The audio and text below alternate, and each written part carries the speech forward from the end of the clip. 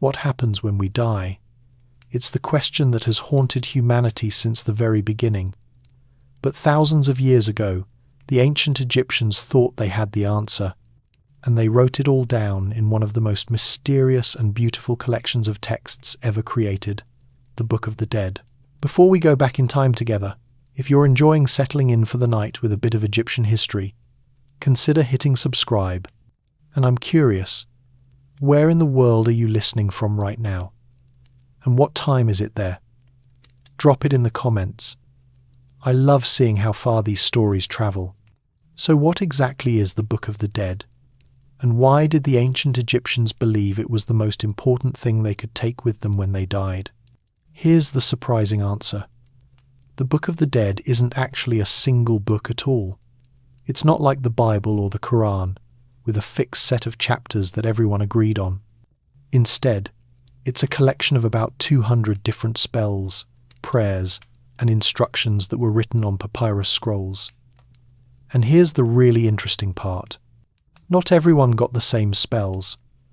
Wealthy Egyptians could afford scrolls with dozens or even hundreds of spells, beautifully illustrated with colourful paintings. Poorer people might only afford a few essential spells scribbled on cheaper materials. The Egyptians themselves never called it the Book of the Dead. That's a name we made up in the 1800s.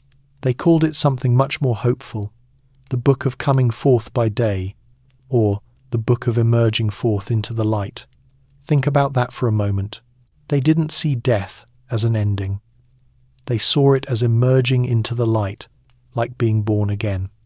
The earliest versions of these texts go back to around 1550 BCE, during what historians call the New Kingdom period.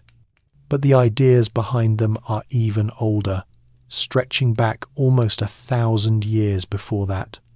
Egyptian priests and scribes kept adding new spells, updating old ones, and changing things around for over 1,500 years. That's longer than the entire history of Christianity up to the Renaissance. Dr. Emily Teeter, an Egyptologist at the University of Chicago, explains it this way. These texts were living documents that evolved as Egyptian beliefs about the afterlife changed and developed over the centuries. What remained constant was the core belief that death was not the end, and that the right knowledge and the right words could guarantee eternal life. The scrolls themselves are absolutely stunning to look at. The British Museum has one of the most famous examples, the Papyrus of Ani, which is over 78 feet long. Imagine unrolling a scroll longer than a semi-truck, covered in hieroglyphics and intricate paintings, showing the scribe Ani's journey through the afterlife. The colours are still vibrant after more than 3,000 years.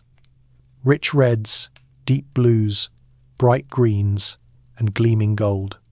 Each scroll was custom-made for the person who would use it. Scribes would leave blank spaces in certain spells where they would later write in the dead person's name. It was personalised magic, tailored specifically for your journey through the dangerous realm of the dead. But why did they need these spells in the first place? What did the Egyptians think happened when you died? The answer takes us deep into one of the most complex and sophisticated views of the afterlife that any civilization has ever developed. The ancient Egyptians believed that a person wasn't just one thing. You weren't just a body with a soul.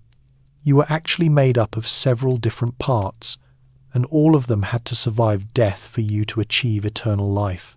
First, there was your physical body, which they called the Khat. This was the part everyone could see and touch. Then there was your Ka, which was like your life force or vital essence. Your Ka was created at the moment of your birth, and it looked exactly like you, like an identical twin made of spiritual energy. After death, your Ka needed food and drink to survive, which is why Egyptians left offerings at tombs. Then came your Ba, which we might think of as your personality or soul. The Ba was usually shown as a bird with a human head, and it could travel between the world of the living and the world of the dead. During the day, your Ba might fly out of the tomb and enjoy the sunshine. At night, it had to return to your body. There was also your ib, your heart, which the Egyptians believed was the center of thought, emotion, and memory. Your brain, they thought it was useless. When they mummified bodies, they threw the brain away but carefully preserved the heart. You also had your Ren, your true name, which held incredible power. If your name was remembered and spoken, you continued to exist. If your name was forgotten or erased, you ceased to be. This is why pharaohs and nobles carved their names everywhere. It wasn't just ego, it was survival. Finally, there was your Shut, your shadow, and your Ach, which was what you became if everything went right. Your Ach was your transformed, glorified spirit that lived among the stars and the gods. All of these parts had to survive death and be reunited for you to live forever. If any part was destroyed or lost, you were in serious trouble. This is why mummification was so important. It preserved your body so your Ba and Ka would have a place to return to. But preservation wasn't enough. You also needed to know what to do when you died, and that's where the Book of the Dead came in. The journey to the afterlife was incredibly dangerous. The Egyptian underworld, called the Duat, was filled with demons, monsters, lakes of fire, and all sorts of deadly obstacles. You needed magical protection, and you needed to know the right words to say at the right time.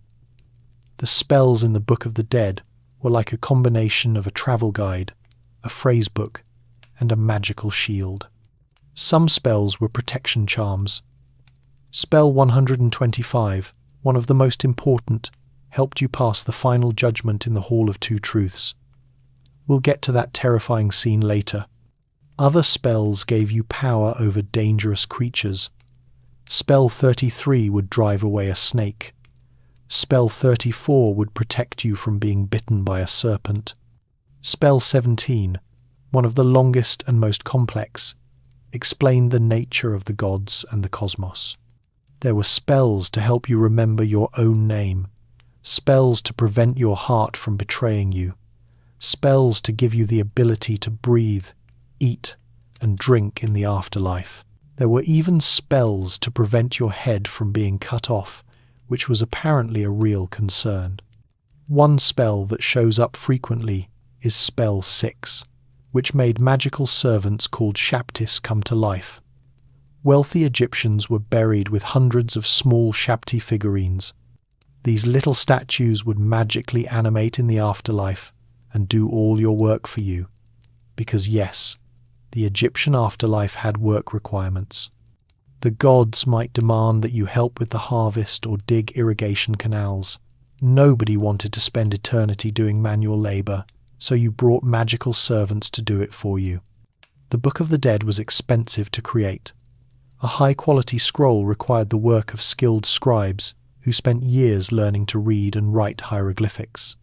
Only about 1% of ancient Egyptians were literate. These scribes had to carefully write out each spell, making sure not to make any mistakes. A misspelled word in a magical text could be disastrous. Then came the artists who illustrated the scrolls with elaborate scenes called vignettes. These weren't just pretty pictures, they were visual magic that helped activate the spells. The images showed what was supposed to happen, making it more likely to actually occur. Papyrus itself was valuable. It was made from the papyrus plant that grew along the Nile, and creating smooth, high-quality sheets required considerable skill and labor. The pigments for the illustrations had to be gathered and prepared. The black ink was made from soot and gum. The red ink, used for emphasis and headings, came from red ochre. The blue came from ground azurite, the green from malachite, and the gold from actual gold. Creating a complete Book of the Dead could take months and cost as much as a year's wages for an ordinary worker. It was one of the most significant purchases an Egyptian family would ever make, ranking alongside a tomb and mummification itself. But for those who could afford it, the investment was absolutely worth it. Because without the right spells and the right knowledge, your soul could be destroyed forever. And that brings us to what the Egyptians feared most about death. It wasn't death itself that scared them. It was the possibility of a second death, a final annihilation where you ceased to exist completely. This could happen in several ways. Your tomb could be robbed and your body destroyed. Your name could be forgotten. Or worst of all, you could fail the final judgment and be devoured by a monster. The Book of the Dead was insurance against all these terrors. It was protection, guidance, and power all rolled into one precious scroll. And as we're about to see, the Egyptians needed every bit of that power to face what came next. Chapter 2. The moment everything changes. So what happened at the exact moment an Egyptian died? When did the journey described in the Book of the Dead actually begin? The answer is both immediate and gradual. The moment your heart stopped beating, your ba separated from your body and began its journey. But that was just the beginning of a transformation that would take 70 days to complete. Let's walk through what happened to an ordinary Egyptian when they died. We'll follow a man named Nakht, a scribe who lived in Thebes around 1400 BCE. Nakht wasn't wealthy enough to afford a pyramid or even a fancy tomb, but he had saved enough money for a modest burial with a short Book of the Dead scroll containing the most essential spells. When Nakht died, his family immediately began to mourn. Egyptian funerals were loud, emotional affairs. Professional mourners were hired to wail, cry, tear their clothes, and throw dust on their heads. This wasn't considered excessive, it was necessary.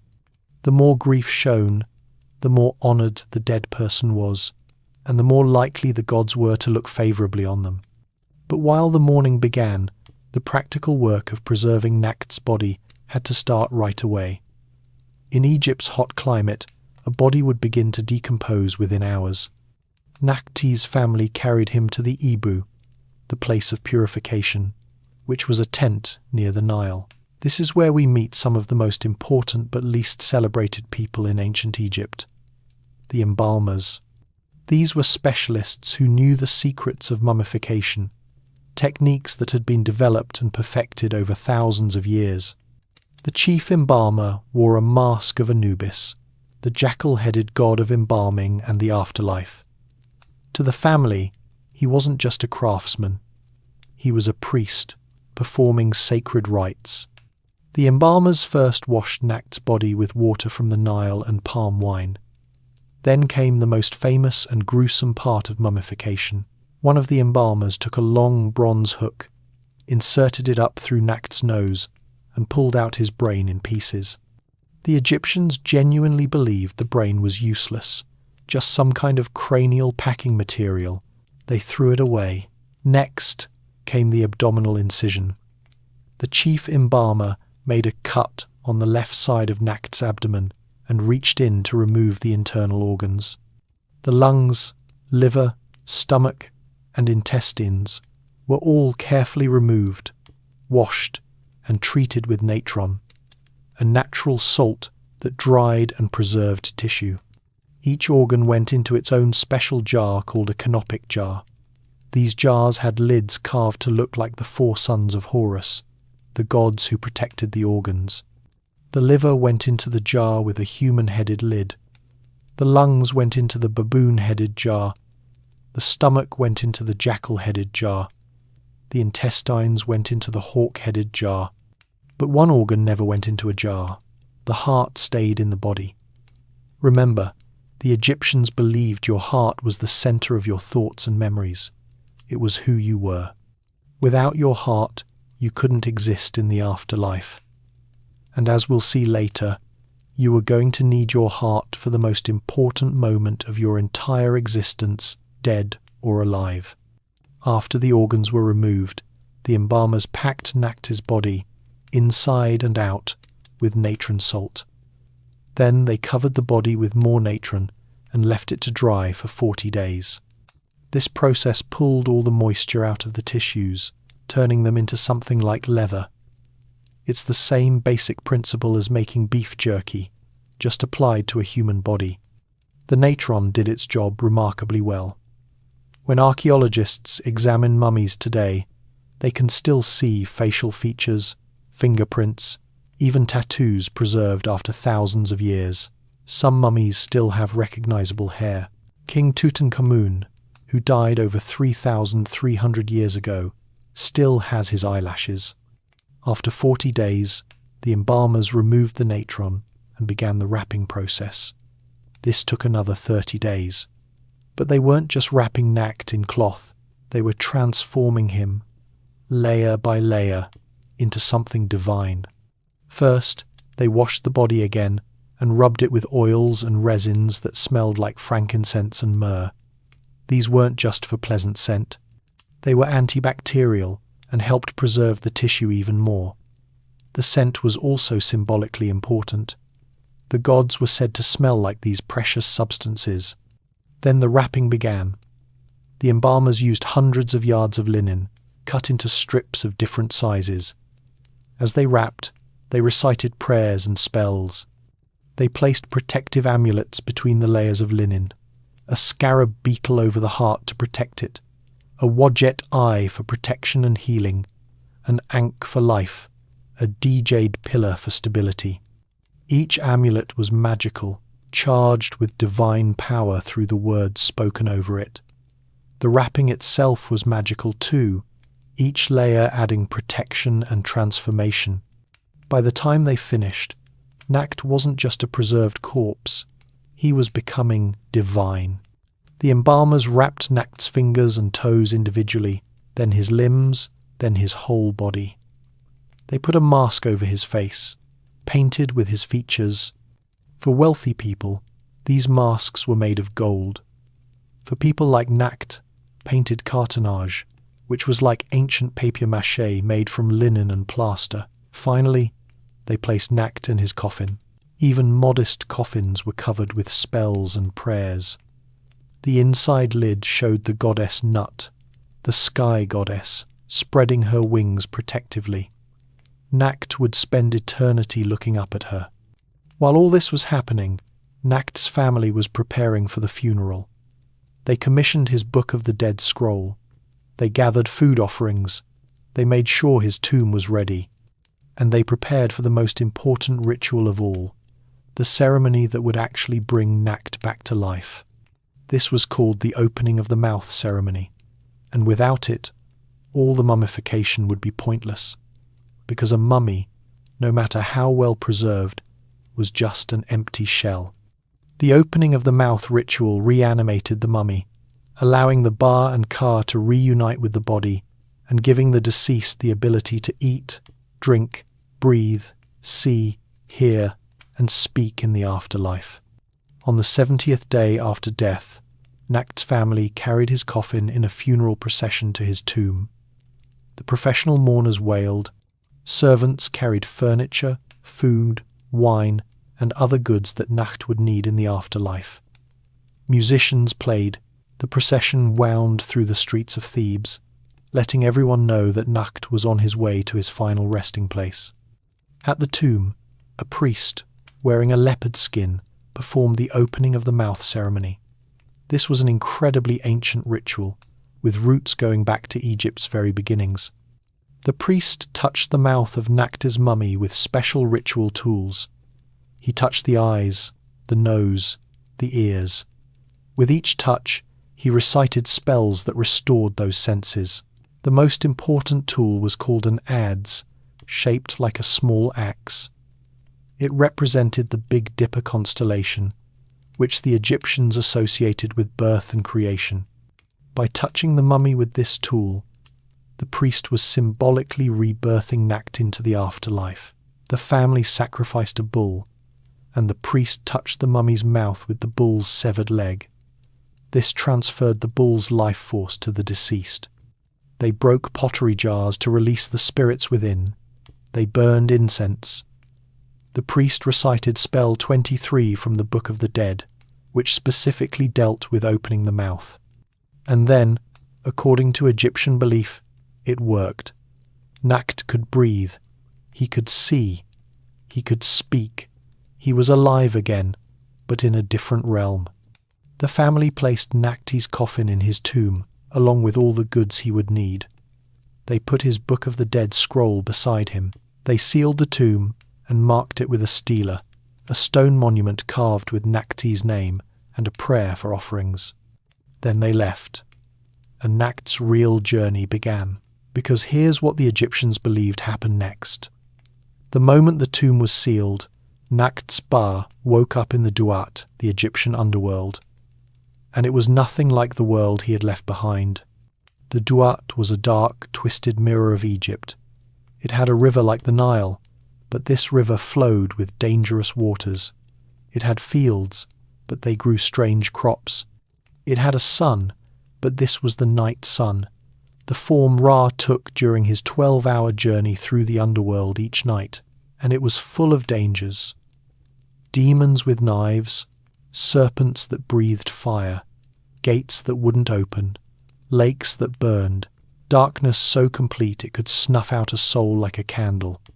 But Nakht had his Book of the Dead. He unrolled the scroll and found spell 1, which announced who he was and why he was there. He recited the words, and they became real, creating a magical shield around him. He needed to travel through the Duat to reach the Hall of Two Truths, where his final judgment would take place. The journey would take him through 12 gates, each guarded by terrifying demons. At each gate, he would need to know the secret name of the demon, the name of the gate itself, and the name of the doorkeeper. This is why the Book of the Dead contained so many lists of names. Knowing the true name of something gave you power over it. When Nakht approached the first gate and a demon blocked his way, Nakht spoke the demon's secret name. The demon had to let him pass. It was the law of magic.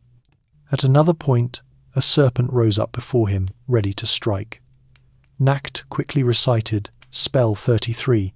"Get back! Crawl away! Get away from me, you snake!" The serpent, compelled by the magical words, slithered aside.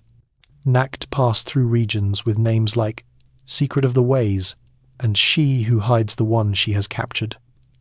He saw the cavern where Ra battled Apophis, the chaos serpent who tried to swallow the sun every night.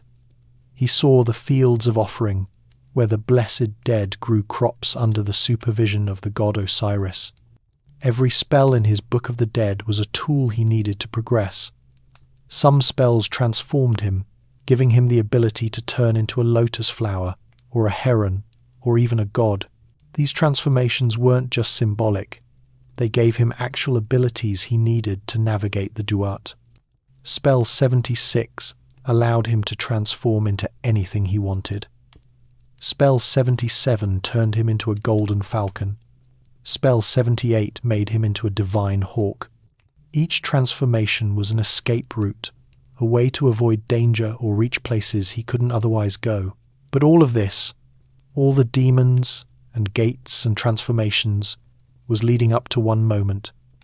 The moment that would determine everything. The moment when Nakht's heart would be weighed against the feather of truth, and if his heart was too heavy with sin, he wouldn't just fail. He would be destroyed forever, eaten by a monster so terrible that her name meant the Devourer. Chapter 3. The Weighing of the Heart. How do you judge if a person deserves eternal life? The ancient Egyptians had an answer that was both beautiful and terrifying. Your heart would be weighed on a scale, and if you had lived a good life, your heart would be light as a feather. This is the scene depicted more than any other in the Book of the Dead. The weighing of the heart, also called the Judgment of Osiris. It appears in almost every scroll because it was the most critical moment in your entire existence. Pass this test, and you would live forever in paradise. Fail, and you would be erased from existence completely. Let's stay with Nakht as he finally reaches the Hall of Two Truths, also called the Hall of Judgment. He has made it through all the gates, past all the demons, through all the dangerous regions of the Duat. Now he stands at the threshold of the most important room in the entire afterlife. The hall is enormous, with walls that stretch up into darkness. 42 gods sit in judgment, arranged in rows along both sides of the hall. These are the assessor gods. each one responsible for judging a specific sin. They sit in perfect silence, their eyes fixed on every soul that enters. At the far end of the hall sits Osiris himself, the god of the dead and the afterlife. Osiris has green skin, representing both death and rebirth, like plants that die in winter and return in spring. He wears the crown of Upper and Lower Egypt and holds the crook and flail, symbols of kingship. His body is wrapped like a mummy because Osiris himself died and was resurrected, making him the prototype for every Egyptian who hoped to achieve eternal life. Flanking Osiris are his sisters Isis and Nephthys, goddesses of protection and mourning. Behind them stand more gods: Horus, the falcon-headed god, Thoth, the ibis-headed god of wisdom and writing, and others, all watching, all judging. But what draws Nakt's terrified attention is what stands in the center of the hall: the scale. It's not a normal scale. This is a balanced scale, perfectly level, waiting. On one side of the scale sits a single white feather. This is the feather of Ma'at, the goddess of truth, justice, and cosmic order. It's impossibly light, practically weightless, yet it represents the heaviest concept in Egyptian thought: the idea that the universe runs on truth and balance, and that living in harmony with Ma'at is the entire purpose of existence. On the other side of the scale, there's an empty pan, waiting for a heart, and beneath the scale, sitting on its haunches, is the most terrifying creature in all of Egyptian mythology, Amit, the devourer. She has the head of a crocodile, the front body of a lion, and the back of a hippopotamus. The three most dangerous animals in Egypt, combined into one demon. Her jaws are open, she's hungry, and she's waiting to see if she gets to eat Nakt's soul.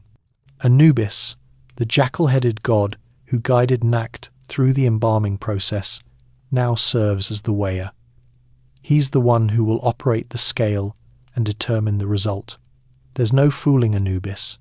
He knows every trick, every deception. He can see the truth of your heart. Thoth stands ready with his writing palette and papyrus, prepared to record the verdict. Thoth invented writing, and he keeps the records of all the gods. Whatever he writes becomes eternal, unchangeable truth. Nakt is terrified. He knows what's about to happen. They're going to remove his heart and place it on the scale. And if his heart is heavier than the feather, if it's weighted down with sin and wrongdoing, Amit will devour it, and Nakt will experience the second death, the final death, ceasing to exist forever.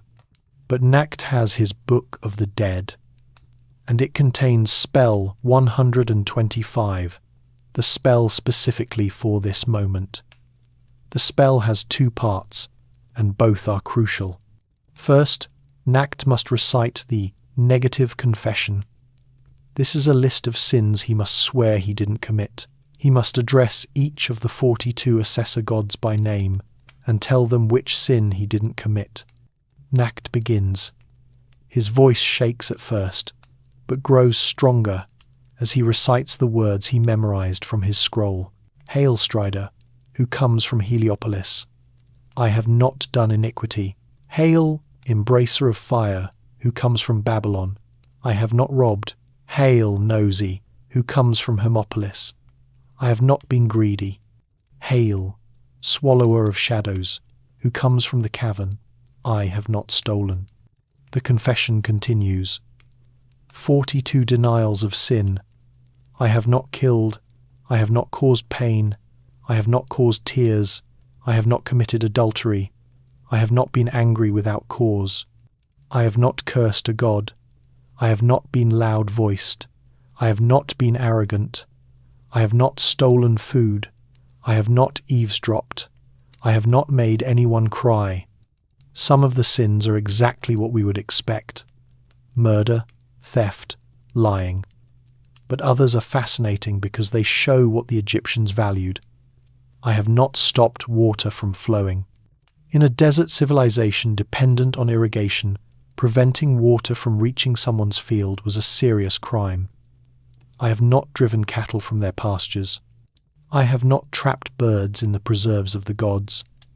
I have not caught fish with fish of their kind as bait. These weren't just ethical rules. They were ma'at, the proper order of things, living in harmony with nature, with society, with the gods. The negative confession is one of the earliest moral codes we have from any civilization. It predates the 10 Commandments by hundreds of years and is far more detailed. Nakht finishes the negative confession. The 42 gods listen. They do not respond. Their silence is terrifying. Now comes the second part of spell 125.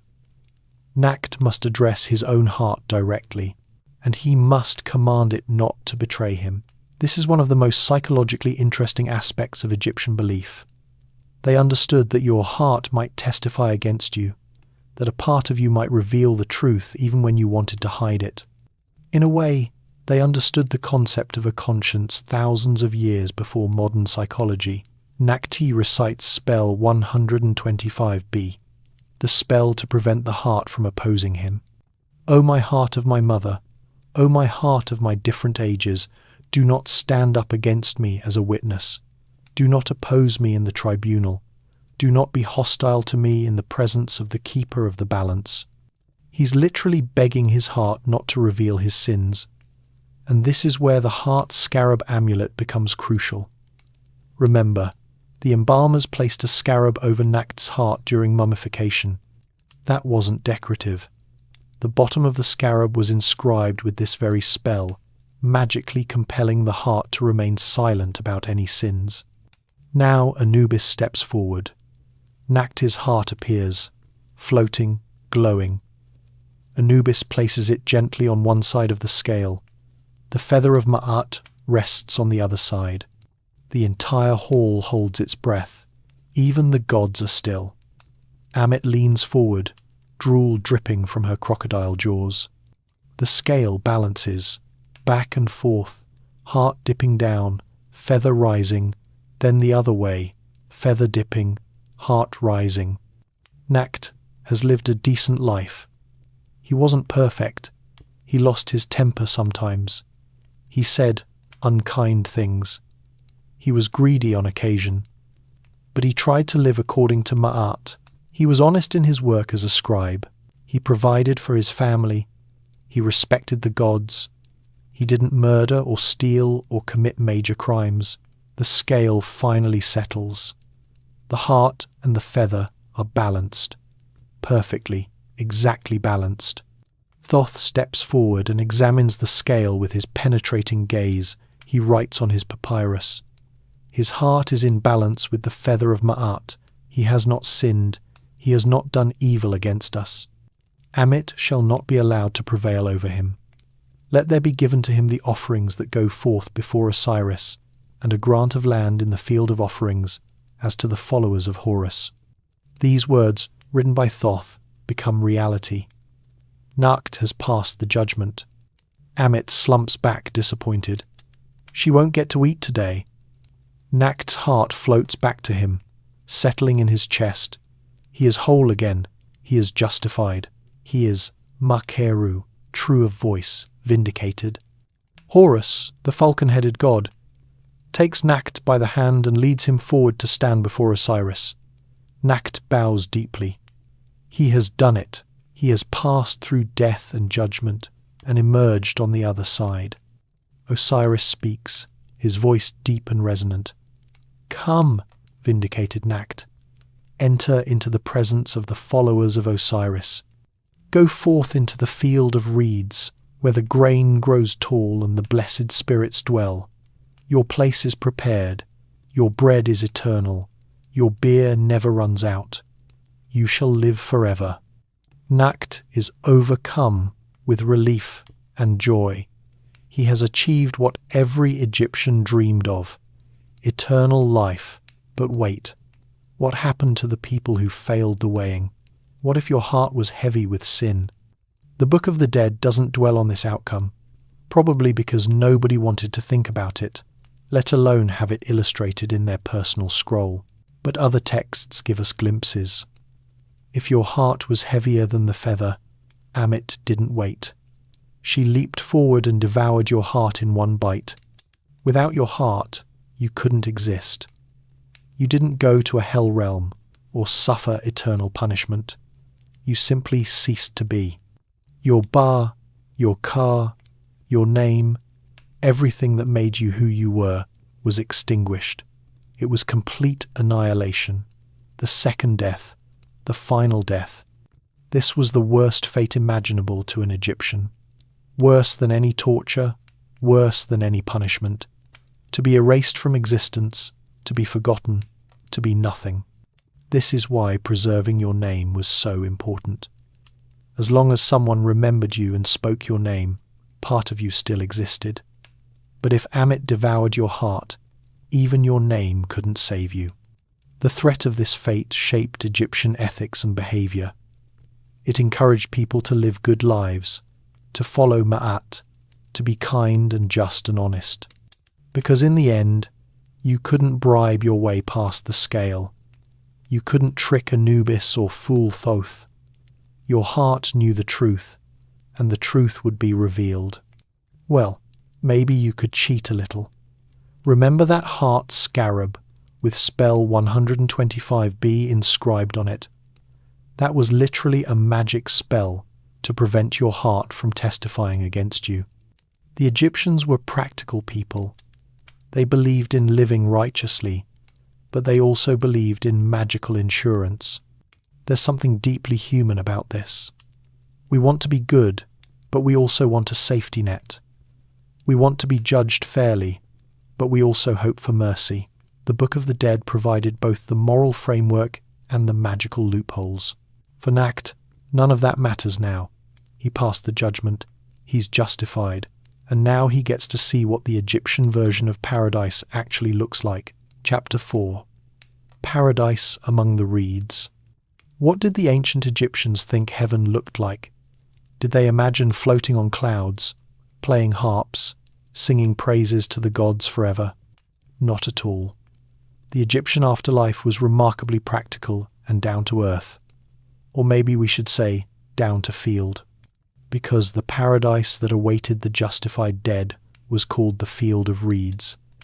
And it looked a lot like Egypt itself, just better, much better. Nakht follows Horus through a gateway of light. The darkness of the judgment hall falls away behind him, and suddenly he's standing in the most beautiful landscape he's ever seen. Fields of golden grain stretch to the horizon, swaying gently in a warm breeze. The grain grows impossibly tall, reaching up to 9 feet high. The stalks are heavy with perfect kernels. A river flows through the fields, crystal clear, teeming with fish. The water is cool and sweet. Nakht realizes he's thirsty and kneels to drink. The water is more refreshing than anything he tasted in life. It doesn't just quench his thirst. It fills him with energy and joy. There are orchards everywhere, date palms heavy with fruit, fig trees, pomegranate trees. Every tree is perfectly healthy, every fruit ripe and delicious. Nakht reaches up and picks a date. It's sweet beyond belief. And here's the miraculous part. The moment he picks the date, another one grows in its place. The bounty is endless, eternal. The sky above is a perfect blue, with the sun shining warm but never too hot. There's no scorching desert heat here. The temperature is always comfortable. And at night, the stars shine with a brilliance he never saw in life, because here there's no dust or haze to dim them. Other blessed spirits move through the fields. Some are working, but they don't look tired or unhappy. They're harvesting grain, but the work seems joyful, almost like dancing. They greet Nakht warmly, welcoming him to his new eternal home. Nakht sees his Shabti servants already at work in a field that's been assigned to him. Yes, even in paradise there's work to be done. The gods require the dead to help maintain the perfect fields. to help with the eternal harvest. But this isn't backbreaking labor under a cruel overseer.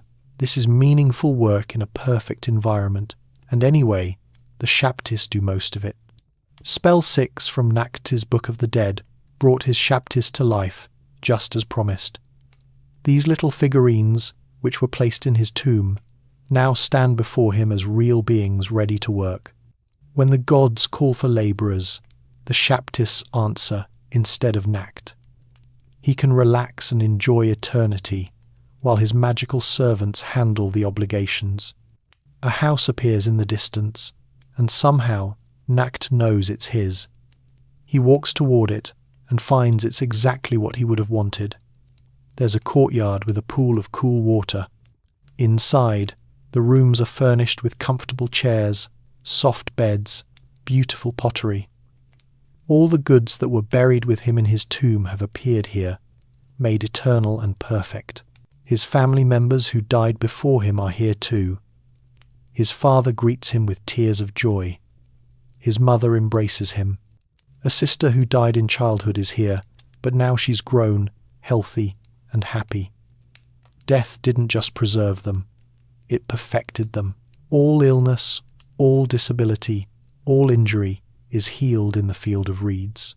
Food and drink are abundant. Tables are laden with bread, beer, roasted duck, fresh vegetables, honey cakes. Everything tastes better than it did in life, and you never get full in a bad way. You can enjoy eating forever without discomfort. Beer in ancient Egypt wasn't quite like modern beer. It was thicker, more nutritious, almost like liquid bread. It was a staple food that provided calories and nutrition.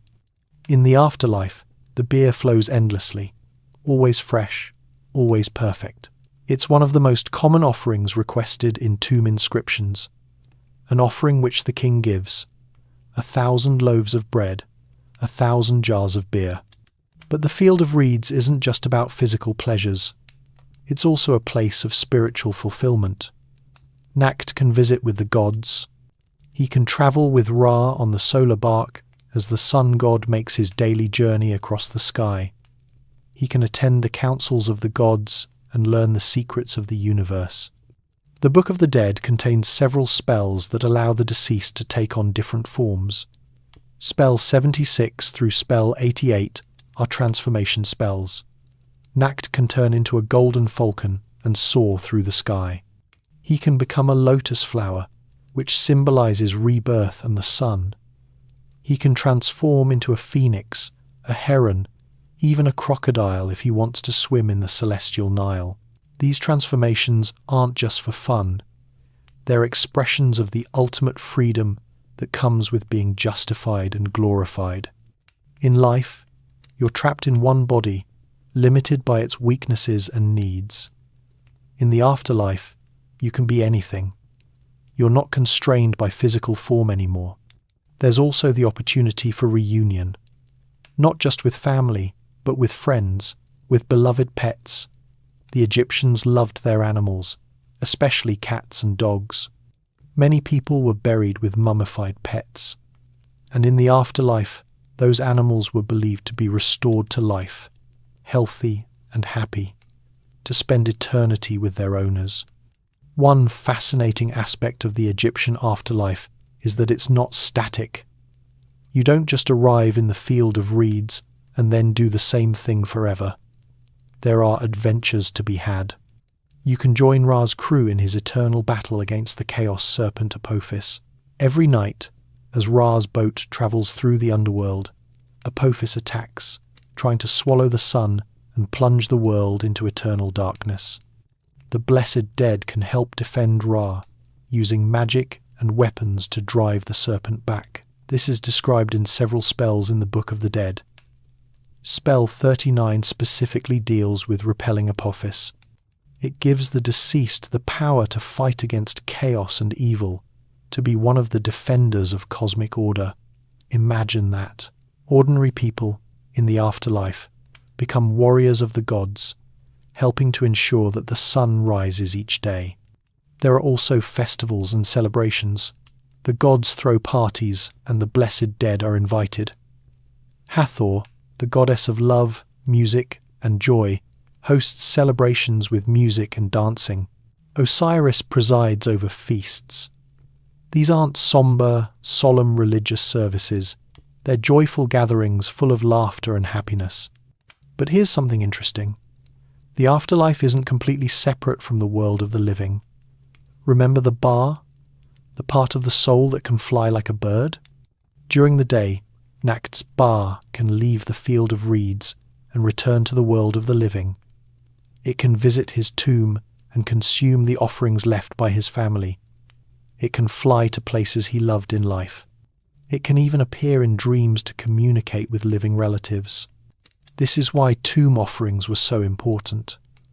The living would bring bread, beer, meat, and other food to the tomb and leave it on the offering table. They would pour water libations and burn incense. These offerings weren't just symbolic. The Egyptians believed the Ba and Ka actually consumed the spiritual essence of the food and drink, drawing nourishment from it. And if the family couldn't bring real offerings, that's where the inscriptions and paintings on the tomb walls came in. The Egyptians believed that images and words had magical power. A painting of a feast table laden with food could magically become real food for the deceased. The list of offerings inscribed on the tomb wall could provide actual sustenance. This is why tomb robbery was such a terrible crime. It wasn't just theft, it was condemning the dead to hunger and deprivation in the afterlife. If your tomb was destroyed, if your mummy was damaged, if your name was erased, you could suffer terribly in the afterlife, or even cease to exist. This brings up a question. If the afterlife was so perfect, why did Egyptians fear death at all? Why did they go to such lengths to avoid dying? The answer is that getting to the field of reeds was incredibly difficult and uncertain. You had to afford mummification, which was expensive. You had to afford a Book of the Dead, which was expensive. You had to live a good enough life to pass the judgment. You had to know all the right spells and all the secret names. You had to navigate through a dangerous underworld full of demons and monsters. And even if you did everything right, your tomb could be robbed, your body destroyed, your name forgotten. So yes, the reward was amazing, but the path to get there was treacherous. Egyptians loved life. They wanted to enjoy the Nile, the sunshine, their families, good food and drink. Death was necessary to reach the eternal version of these pleasures, but it was still frightening and uncertain. This is why the Book of the Dead was so important. It was a guide, a protection, and a guarantee. It gave you the knowledge and power you needed to overcome every obstacle between death and paradise. For Nakt, all the preparation paid off. He's now in the field of reeds, justified and blessed. He will live here forever, working when the gods require it, but mostly enjoying eternal pleasure, reunion with loved ones, and the presence of the gods themselves. But Nakt's story is just one example. What about the pharaohs? What about the most powerful people in Egypt? Did they have different beliefs about the afterlife? Did they get special treatment from the gods? The answer is yes and no. The basic structure of the afterlife was the same for everyone. Rich or poor, pharaoh or farmer, everyone had to pass the weighing of the heart. Everyone had to justify themselves before Osiris. The gods didn't play favourites based on social status, but wealth did make a difference in how well you could prepare. And for pharaohs, the preparation was on a scale that ordinary Egyptians couldn't imagine. Chapter 5. The Pharaoh's Death. What happened when a pharaoh died? How did the most powerful person in Egypt prepare for the afterlife? And did being a living god give you any advantages when you became a dead god? Let's talk about the most famous pharaoh of all time. Not because he was the greatest or most powerful, but because his tomb is the only royal tomb ever found mostly intact. King Tutankhamun, King Tut. Tut died young, probably around 18 or 19 years old. He wasn't a particularly important pharaoh. He ruled for only about 9 years and didn't accomplish anything spectacular. He's famous entirely because of what happened 3,000 years after his death, when archaeologist Howard Carter discovered his tomb in 1922. But Tut's burial gives us an incredible window into how pharaohs prepared for the afterlife. And even though Tut died young and unexpectedly, even though his burial was rushed and his tomb was small by royal standards, the wealth and care that went into his burial is absolutely staggering. When Tut died, the entire country went into mourning.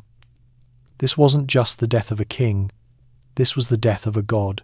The pharaoh was believed to be the living embodiment of Horus, the falcon-headed god. When the pharaoh died, he would transform into Osiris, the god of the dead, and his successor would become the new Horus. The 70-day mummification process began immediately. But for a pharaoh, this wasn't done in a tent by the river. It was done with the finest materials, the most skilled embalmers, and elaborate rituals that went far beyond what an ordinary person received. Tut's brain was removed through his nose, just like everyone else, but his body was treated with the most expensive resins and oils. The embalmers used frankincense and myrrh imported from distant lands. They used the highest quality natron. They took incredible care with every step of the process. The wrapping of Tut's mummy was an artwork of protection. The embalmers placed over 100 amulets within the layers of linen. Each amulet was made of precious materials: gold, lapis lazuli, carnelian, obsidian. Each one was inscribed with protective spells. Each one was positioned according to precise ritual requirements. There were multiple amulets for the heart, amulets for the head, the torso, the arms, the legs. Protective symbols were everywhere. The eye of Horus for healing and protection, the scarab beetle for resurrection, the D-jade pillar for stability and endurance, the Ankh for life, the Sa symbol for protection. When archaeologists unwrapped Tut's mummy in 1925, they found that the amulets and gold bands holding them in place had essentially fused to the mummy due to the hardened resins. They had to use heated knives to separate the wrappings. The sheer amount of precious material was extraordinary. Tut's face was covered with a golden mask that is now one of the most recognizable artifacts in the world. The mask weighs about 24 pounds and is made of solid gold inlaid with colored glass and semi-precious stones. It's not just beautiful, it's magical. The mask served as a backup face for Tut's car to recognize his body. It also protected his head and identified him as a divine king. But the mask was just the beginning. Tut's mummy was placed inside a solid gold coffin that itself weighed over 240 pounds. That gold coffin was nested inside 2 more coffins, each made of wood covered in gold and decorated with religious scenes. These 3 coffins were placed inside a stone sarcophagus, and that sarcophagus was enclosed within 4 gilded shrines that fit one inside the other like nesting dolls. Each layer of protection served a purpose. Each one had religious significance. The innermost coffin represented Tut as Osiris, fully transformed into a god. The shrines represented different stages of protection and different aspects of divinity. The walls of Tut's burial chamber were painted with scenes from the Book of the Dead. Not just any scenes, but specifically the most important ones. There's a painting of the opening of the mouth ceremony being performed on Tut's mummy. There's a scene of Tut being welcomed by Osiris and other gods. There's a depiction of the 12 hours of the night, showing the journey through the Duat. These weren't just decorations, they were magic. By being depicted on the wall, these events were guaranteed to happen. Visual representation made things real in the afterlife. Now, let's talk about the burial goods. Remember, Tut's tomb was small and his burial was rushed because he died young and unexpectedly. This was actually a minor pharaoh who didn't have time to prepare a grand tomb. And yet, Howard Carter and his team found over 5,000 objects in the tomb. 5,000 objects, for one person, for the afterlife. There were chariots, 6 of them disassembled to fit through the tomb entrance. Tut would need transportation in the afterlife. There were bows and arrows, because hunting was a royal pastime that would continue in the field of reeds. There were throwing sticks for hunting birds in the marshes. There were over 400 Shabti figurines. Remember, Shabtis were magical servants who would do work for you in the afterlife. Wealthy people had dozens, pharaohs had hundreds. And Tut's Shabtis weren't made of cheap materials. Many were made of wood covered in gold or carved from stone. Some were dressed in the clothing of different professions because different types of work might be required. There was furniture, chairs, beds, stools, all made with incredible craftsmanship and decorated with gold and ivory. Some of the chairs showed Tut and his young queen Ankhesenamun in intimate, loving poses. These were personal items from his life that he wanted to have forever. There was clothing, tunics, robes, sandals, gloves. Over 100 loincloths were found in the tomb, because apparently even in the afterlife, you need clean underwear. There were cosmetics and oils in beautiful jars, jewellery in such quantities that it took Carter and his team years to catalogue it all.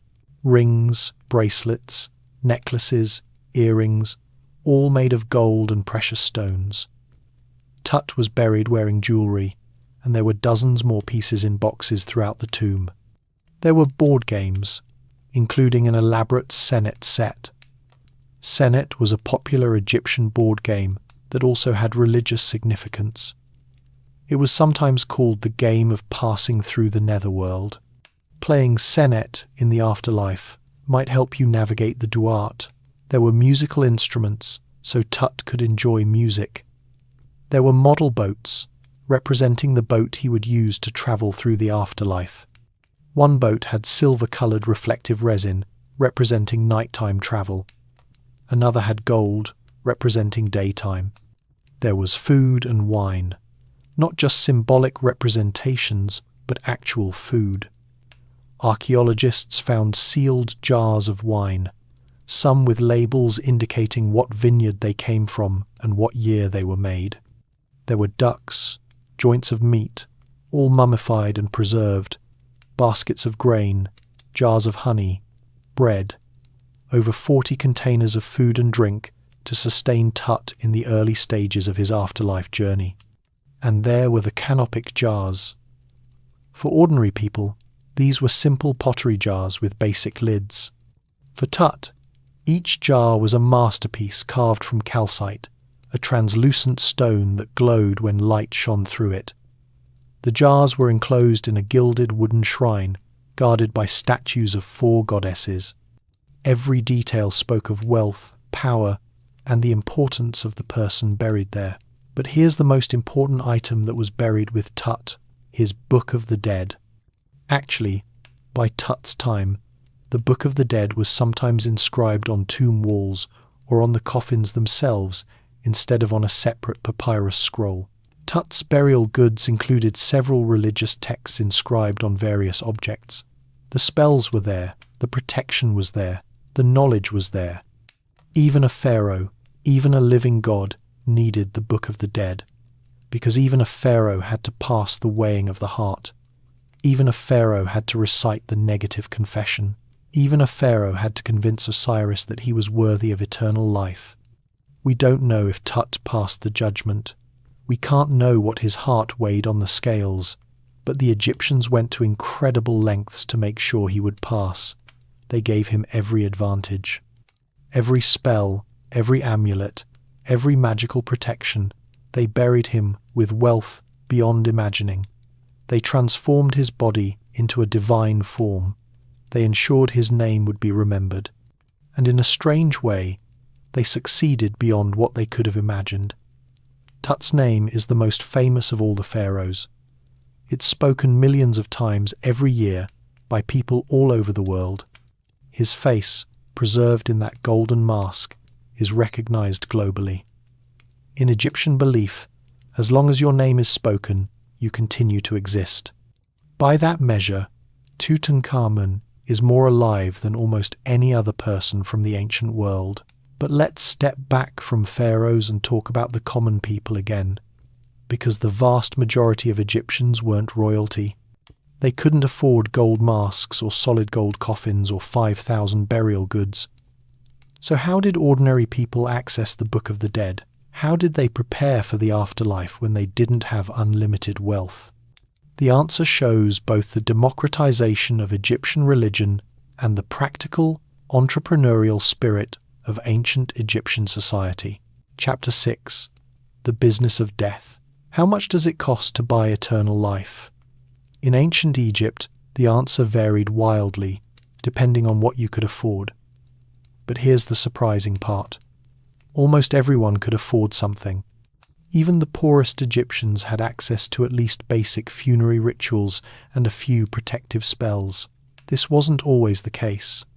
In the earliest periods of Egyptian history, elaborate burials were only for royalty and the highest nobility. The pyramid texts, which were the earliest version of Egyptian afterlife literature, were literally carved on the walls inside pyramids. Only pharaohs had pyramids. Only pharaohs had access to these spells. But over time, something remarkable happened. The afterlife became democratized. Nobles started using the same spells, which became known as the coffin texts, because they were written on coffins instead of pyramid walls. Then these texts evolved into the Book of the Dead, which anyone who could read or hire a scribe could potentially access. By the New Kingdom period, which is when Nakht lived, there was basically an entire industry built around preparing for death. And like any industry, there were options at every price point.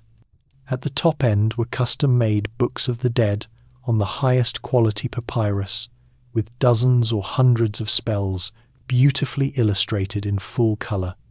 These might cost the equivalent of a year's wages or more. They would be made specifically for you, with your name carefully inserted in all the appropriate places. The scribes who created these scrolls were highly skilled professionals. They spent years learning hieroglyphics, grammar, religious knowledge, and artistic techniques. The best scribes could command high prices for their work. They knew they were creating something that would determine a person's eternal fate, and they took their work seriously. But what if you couldn't afford a custom scroll? Don't worry, there were pre-made options available at lower prices. A scribe could create a standard Book of the Dead with the most essential spells and leave blanks for the name. When someone died, a less skilled scribe could quickly fill in the name. It was the ancient Egyptian equivalent of a form letter. Not as prestigious as a custom creation, but it still had the spells you needed. And if you couldn't afford even that, there were shorter versions available. Maybe just spell 125 for the judgment, plus a few protection spells for the journey through the duat. Or the spells could be written on cheaper materials than papyrus. Linen cloth could work. Even pottery shards could be inscribed with key spells. The embalmers had a similar range of options. At the top end was the full 70-day process with the finest materials. This is what Nakht received. It was the standard good burial for a middle-class person. But there were budget options. A shorter embalming process with cheaper materials, less elaborate wrapping, fewer amulets. For the very poor, there might be minimal embalming or even just wrapping the body in cloth and burying it in the sand. The desert sand actually preserved bodies quite well due to its dryness, so even without expensive embalming, there was a chance of preservation. Tombs varied wildly in quality too. The pharaohs had massive pyramids or elaborate rock-cut tombs in the Valley of the Kings. High nobles had mastaba tombs, which were rectangular structures with burial chambers beneath. Middle-class people like Nakht might have small rock-cut tombs or simple chambers. Poor people were buried in holes in the ground, maybe with a simple marker. But here's what's fascinating. No matter how poor your burial was, as long as your body was preserved in some form and you had at least some of the spells from the Book of the Dead, you had a chance at eternal life. The judgment of Osiris wasn't based on how much gold you were buried with. It was based on the weighing of your heart. A poor person who lived a good life could theoretically fare better in the judgment than a wealthy person who lived wickedly.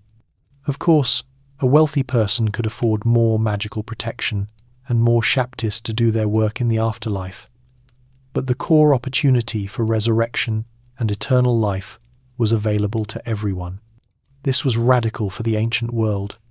Many civilizations reserved the best afterlife only for the elite.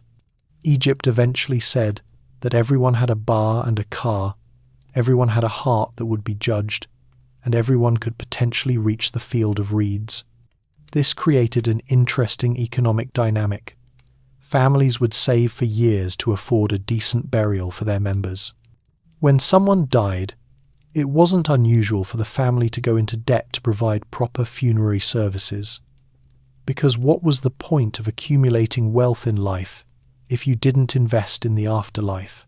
There were payment plans. There were burial societies where people pooled their resources. There were temples that offered funerary services in exchange for donations. The entire economy had adapted to this central belief that death wasn't the end and that proper preparation could guarantee eternal life. Scribes who specialized in funerary texts could make a good living. So could embalmers, tomb builders, coffin makers, amulet makers, and all the other specialists involved in death preparation. It's estimated that a significant portion of ancient Egypt's economy was dedicated to funerary practices. And then there were the priests who maintained the tombs after burial. Remember, the dead needed regular offerings of food and drink.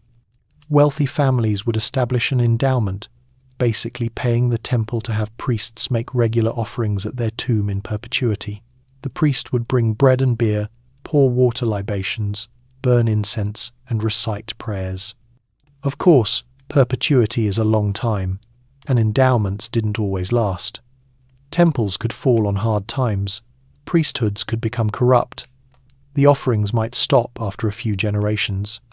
This is one reason why the Egyptians also relied on magical substitutes like painted offerings on tomb walls.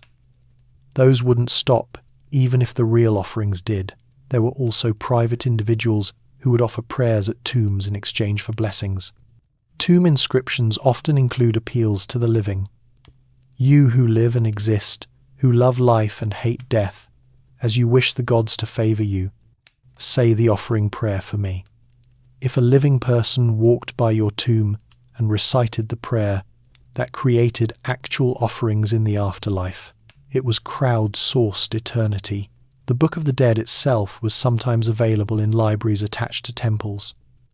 If your family couldn't afford to bury a scroll with you, a priest could recite the necessary spells during your funeral. The spells could be spoken aloud instead of buried in written form. It wasn't as good as having your own personal copy, but it was better than nothing. All of this shows how central the afterlife was to Egyptian culture. It wasn't just a religious belief. It was woven into every aspect of society: economics, art, architecture, literature, ethics, law. Everything connected back to this fundamental conviction that life continued after death, and that the right preparation could ensure eternal happiness. But where did these beliefs come from in the first place? Why did the Egyptians develop such an elaborate and detailed vision of the afterlife? To understand that, we need to go back to the very beginning of Egyptian civilization and meet the god who started it all. Chapter 7. The Murder of Osiris. Why did the Egyptians believe in resurrection? Why did they think the dead could live again? The answer comes from a myth so powerful that it shaped 3,000 years of Egyptian religion. The story of Osiris, the god who died and came back to life. This wasn't just an abstract theological concept. For the Egyptians, this was history. They believed it really happened. And because Osiris died and was resurrected, every Egyptian could hope for the same fate. So who was Osiris? And what happened to him? The story begins with a family of gods. Geb, the earth god, and Nut, the sky goddess, had 4 children: Osiris, Isis, Set, and Nephthys. Osiris was the eldest, and according to the rules of succession, he became the king of Egypt. Not the human king, the actual king. In the beginning, the Egyptians believed the gods ruled Egypt directly. Osiris was a good king. He taught the Egyptians agriculture, showing them how to plant crops and harvest grain. He gave them laws. He taught them religion. He brought civilization to the world. And he ruled with wisdom and justice, helped by his wife and sister Isis, who was also a powerful goddess of magic. The Egyptians didn't find it strange that Osiris married his sister. The gods were different from humans, and keeping the divine bloodline pure was important. Many pharaohs also married their sisters, imitating the gods. Everything should have been perfect. But there was a problem. Osiris's younger brother Set was jealous. Set wanted to be king. He resented that Osiris got everything just because he was born first. And Set wasn't just jealous. He was also the god of chaos, violence, and the desert. Where Osiris represented order and fertility, Set represented disorder and destruction. Set made a plan. He secretly measured Osiris's body and had craftsmen build a beautiful chest, decorated with gold and jewels, sized exactly to fit Osiris. Then Set threw a great feast and invited Osiris and many other guests. At the height of the feast, Set brought out the beautiful chest and announced a contest. Whoever could fit perfectly inside the chest would win it as a prize. It was a magnificent chest, worth a fortune. So many guests tried to get in. But of course, none of them fit quite right. Too tall, too short, too wide, too narrow. Then Osiris tried. He laid down inside the chest, and it fit him perfectly. At that moment, Set's conspirators rushed forward. They slammed the lid shut, nailed it down, and sealed it with molten lead. Osiris was trapped inside, unable to escape. He suffocated and died. But Set wasn't done. He took the chest with Osiris's body inside and threw it into the Nile River. The chest floated downstream and eventually washed out to sea, carrying the body of the murdered god away from Egypt. Isis, Osiris's wife, was devastated. But she refused to accept her husband's death. She transformed herself into a bird and flew up and down the Nile, searching for Osiris's body. She searched the marshes, the delta, anywhere the river might have carried the chest. And finally, she found it. The chest had floated to Byblos, a city in what is now Lebanon. It had washed up against a tamarisk tree, and miraculously, the tree had grown around it, enclosing the chest within its trunk. The king of Byblos, impressed by how quickly and magnificently the tree had grown, cut it down and made it into a pillar for his palace. Isis, using her magical powers, discovered where the chest was. She travelled to Byblos, befriended the queen, and eventually revealed her true identity. The king and queen, terrified and awed, gave her the pillar. Isis split it open, recovered the chest, and brought Osiris's body back to Egypt. She hid the body in the marshes of the delta, while she searched for magical herbs that could resurrect her husband. But Set learned that Osiris's body had returned to Egypt. He went to the marshes, found the body, and this time he made sure Osiris wouldn't come back. He cut the body into 14 pieces and scattered them across all of Egypt. Isis could have given up. Her husband had been murdered, mutilated, scattered. But Isis was the greatest magician in the world, and she loved Osiris beyond death itself. She transformed into a bird again and flew across Egypt, searching for the pieces of her husband's body. One by one, she found them. She was helped by her sister Nephthys, who had separated herself from Set in horror at his crimes. Together, the two goddesses found 13 of the 14 pieces. The only part they couldn't find was Osiris's phallus, which had been eaten by a fish. Isis used her magic to reassemble Osiris's body. She created a replacement for the missing piece. Then she performed the first mummification. She wrapped Osiris in linen, recited magical spells, and transformed her wings into fanning motions that breathed life back into the god. Osiris opened his eyes. He was alive again, but he was different. He had passed through death and couldn't return to the world of the living permanently. He had become the first mummy, the first resurrected being, and his place was now in the Duat, the underworld. But before Osiris departed for the underworld, Isis used her magic one more time. She transformed into a bird and hovered over Osiris's body, and in that form she conceived a child. Their son Horus, who would grow up to avenge his father and reclaim the throne from Set. Osiris descended to the underworld and became its king. He ruled the realm of the dead, just as he once ruled the realm of the living. And because he had died and been resurrected, he could grant the same gift to others. Every Egyptian who died and was properly mummified could become like Osiris. They could be reborn into eternal life. This is why mummies were prepared with such care. The embalmers were imitating what Isis did for Osiris. Every spell they recited, every ritual they performed, was based on the original mummification of the god. When a mummy was wrapped in linen, it was being symbolically reassembled like Osiris. When protective amulets were placed on the body, they were recreating the magical protection Isis wove around her husband. And when someone died, they literally became Osiris. In death, you weren't just like Osiris, you were Osiris. Nakt, after passing the judgment, became Osiris Nakt. The Pharaoh became Osiris King Name. Everyone who achieved eternal life merged their identity with the god who conquered death.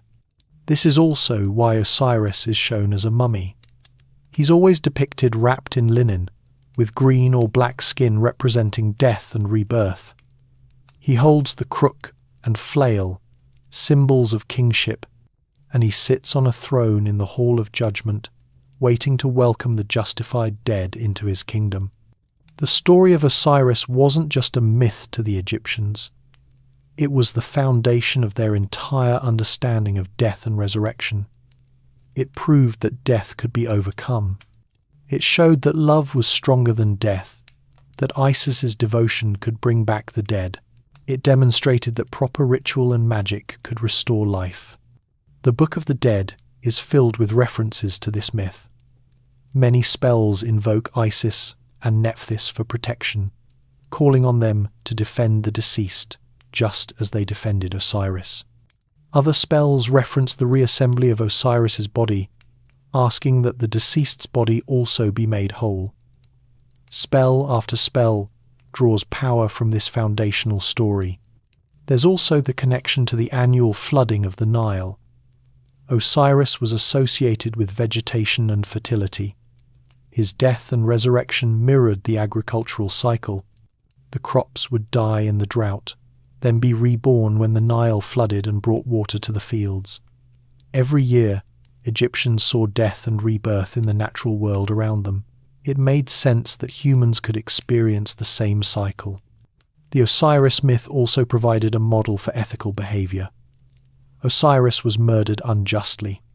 Set committed fratricide out of jealousy and ambition. This was the ultimate violation of Ma'at, of cosmic order and justice, and Set was eventually punished for it. When Horus grew up, he challenged Set for the throne. There was a great trial before the Council of Gods, and eventually Horus was declared the rightful king. This story told Egyptians that justice might be delayed, but it would ultimately prevail. Evil might triumph temporarily, but in the cosmic long run, Ma'at would be restored. This was deeply comforting in a world where injustice was common and the powerful often oppressed the weak. It also meant that the Pharaoh, as the living Horus, had a responsibility to uphold justice and order. When a Pharaoh died and became Osiris, the new Pharaoh became Horus, and the cycle continued. This mythological framework legitimized the entire system of Egyptian kingship. But the Osiris myth raised some interesting questions. If Osiris could be resurrected through magic and ritual, what about people who couldn't afford proper burial? What about people whose bodies were destroyed completely, beyond any possibility of reassembly? The Egyptians grappled with these questions. Some texts suggest that as long as your name was preserved and spoken, some part of you could continue to exist even without a body. Other texts emphasize that the magical substitution could work. If your body was destroyed, but you had a statue with your name on it, your Ba and Ka could use the statue as a dwelling. This is one reason why so many statues were placed in tombs. They were backup bodies. If your mummy was damaged or destroyed, your spirit could inhabit your statue instead. As long as something survived with your name and image on it, you had a chance. The democratization of the afterlife that we talked about earlier was directly connected to the Osiris myth. Originally, only the Pharaoh could become Osiris after death, but over time, this privilege expanded, first to nobles, then to anyone who could afford the proper rituals. By the New Kingdom period, any Egyptian, regardless of social status, could potentially become Osiris and achieve eternal life. This was a remarkable theological development. It meant that every person had inherent worth and dignity. Every person had a soul that could survive death. Every person would face the same judgment, be weighed on the same scale, have the same opportunity for resurrection. Of course, wealth still mattered in practical terms, but spiritually, theoretically, everyone was equal before Osiris. Your heart was weighed against the feather regardless of whether you were buried in a pyramid or a hole in the sand. The myth of Osiris is also one of the earliest dying and rising god narratives in human religion. The idea of a god who dies and is resurrected would appear in other cultures and religions throughout history. Some scholars see connections to later religious traditions, though the extent of direct influence is debated. What's undeniable is that for the Egyptians, this wasn't an abstract theological concept, it was lived reality. When they mummified their dead, they were participating in a sacred drama that had been playing out since the beginning of time. When they recited spells from the Book of the Dead, they were using the same magic that Isis used to resurrect Osiris. And when they hoped for eternal life, they weren't hoping for something impossible or unprecedented. They were hoping to achieve what Osiris had already proven was possible. Death could be defeated. The grave was not the end. Love, magic, and proper ritual could conquer death itself. This brings us to an important question. Did the Egyptians' beliefs about the afterlife change over time? Did they always believe the same things? Or did their understanding evolve as centuries passed? Chapter 8. 3,000 Years of Evolution. How did Egyptian beliefs about the afterlife change over 3,000 years? Did they always use the Book of the Dead, or were there different approaches in different eras? The answer is that Egyptian religion was remarkably stable in some ways and constantly evolving in others. The core beliefs remained consistent for millennia, but the details, the emphasis, and the access to these beliefs changed dramatically over time. Let's start at the very beginning. In the pre-dynastic period, before Egypt was united under one pharaoh, burial practices were simple. People were buried in shallow graves in the desert, often in a fetal position, with a few grave goods. The hot, dry sand naturally mummified the bodies. There's no evidence of elaborate religious texts or complex afterlife beliefs, but the presence of grave goods suggests they believed in some form of existence after death. Then came the early dynastic period, around 3100 BCE, when Egypt was unified. Suddenly, we see much more elaborate burials for the elite. The pharaohs built mastaba tombs, and these tombs were filled with goods for the afterlife. The belief in continued existence after death was clearly well established. But we don't have extensive written records about the afterlife from this period. The Egyptians were still developing their writing system. What we do have are archaeological remains, showing that the dead were provided with food, furniture, tools, and other necessities. The implication is clear. They expected to need these things in the next world. The first real breakthrough in our understanding comes in the Old Kingdom, during what's called the Pyramid Age. This is when the Great Pyramids at Giza were built. And inside some of these pyramids, particularly the Pyramid of Unas from around 2350 BCE, we find the first extensive religious texts. These are the Pyramid Texts. The Pyramid Texts are the oldest religious writings in the world. They're carved directly into the walls of the burial chambers and corridors inside pyramids. They contain spells, prayers, and instructions for the deceased pharaoh's journey to the afterlife. And they reveal a sophisticated, complex vision of what happens after death. But here's the key thing. The Pyramid Texts were exclusively for royalty. Only the pharaoh had access to these spells. Only the pharaoh could achieve the kind of glorified afterlife they described. The pyramid itself was a machine designed to launch the pharaoh's soul to the stars, where he would live among the gods. The common people? We're not entirely sure what they believed would happen to them. They were buried much more simply, with far fewer goods and no religious texts. Some scholars think ordinary Egyptians didn't expect an elaborate afterlife. Others think they had beliefs that simply weren't written down because they couldn't afford to commission texts. Then came the First Intermediate Period, a time of political chaos when Egypt broke apart into competing regions. When centralized authority collapsed, interesting things happened to religious beliefs. The nobles and provincial governors started using the royal afterlife texts for themselves. If Egypt didn't have one pharaoh anymore, why should only one person get access to eternal life? This is when the coffin texts developed. These were adapted from the pyramid texts, but instead of being carved on pyramid walls, they were written on the wooden coffins of nobles and wealthy individuals. The texts were modified to fit non-royal people. Where the pyramid texts assumed the deceased would become a star or join Ra's boat, the coffin texts introduced new destinations, including the Field of Reeds. The Field of Reeds, which we talked about earlier, became increasingly important during this period. It was a more democratic vision of the afterlife. Instead of becoming a star, which was pretty abstract, you would go to a paradise that looked like Egypt. You would farm, eat, drink, and enjoy eternal life in a perfected version of the world you knew. The coffin texts also included maps of the underworld, showing the paths through the Duat. They had lists of demons' names and how to get past them. They had transformation spells allowing the deceased to take different forms. These texts were longer and more detailed than the pyramid texts, reflecting centuries of theological development. But the coffin texts were still only for those who could afford elaborate coffins.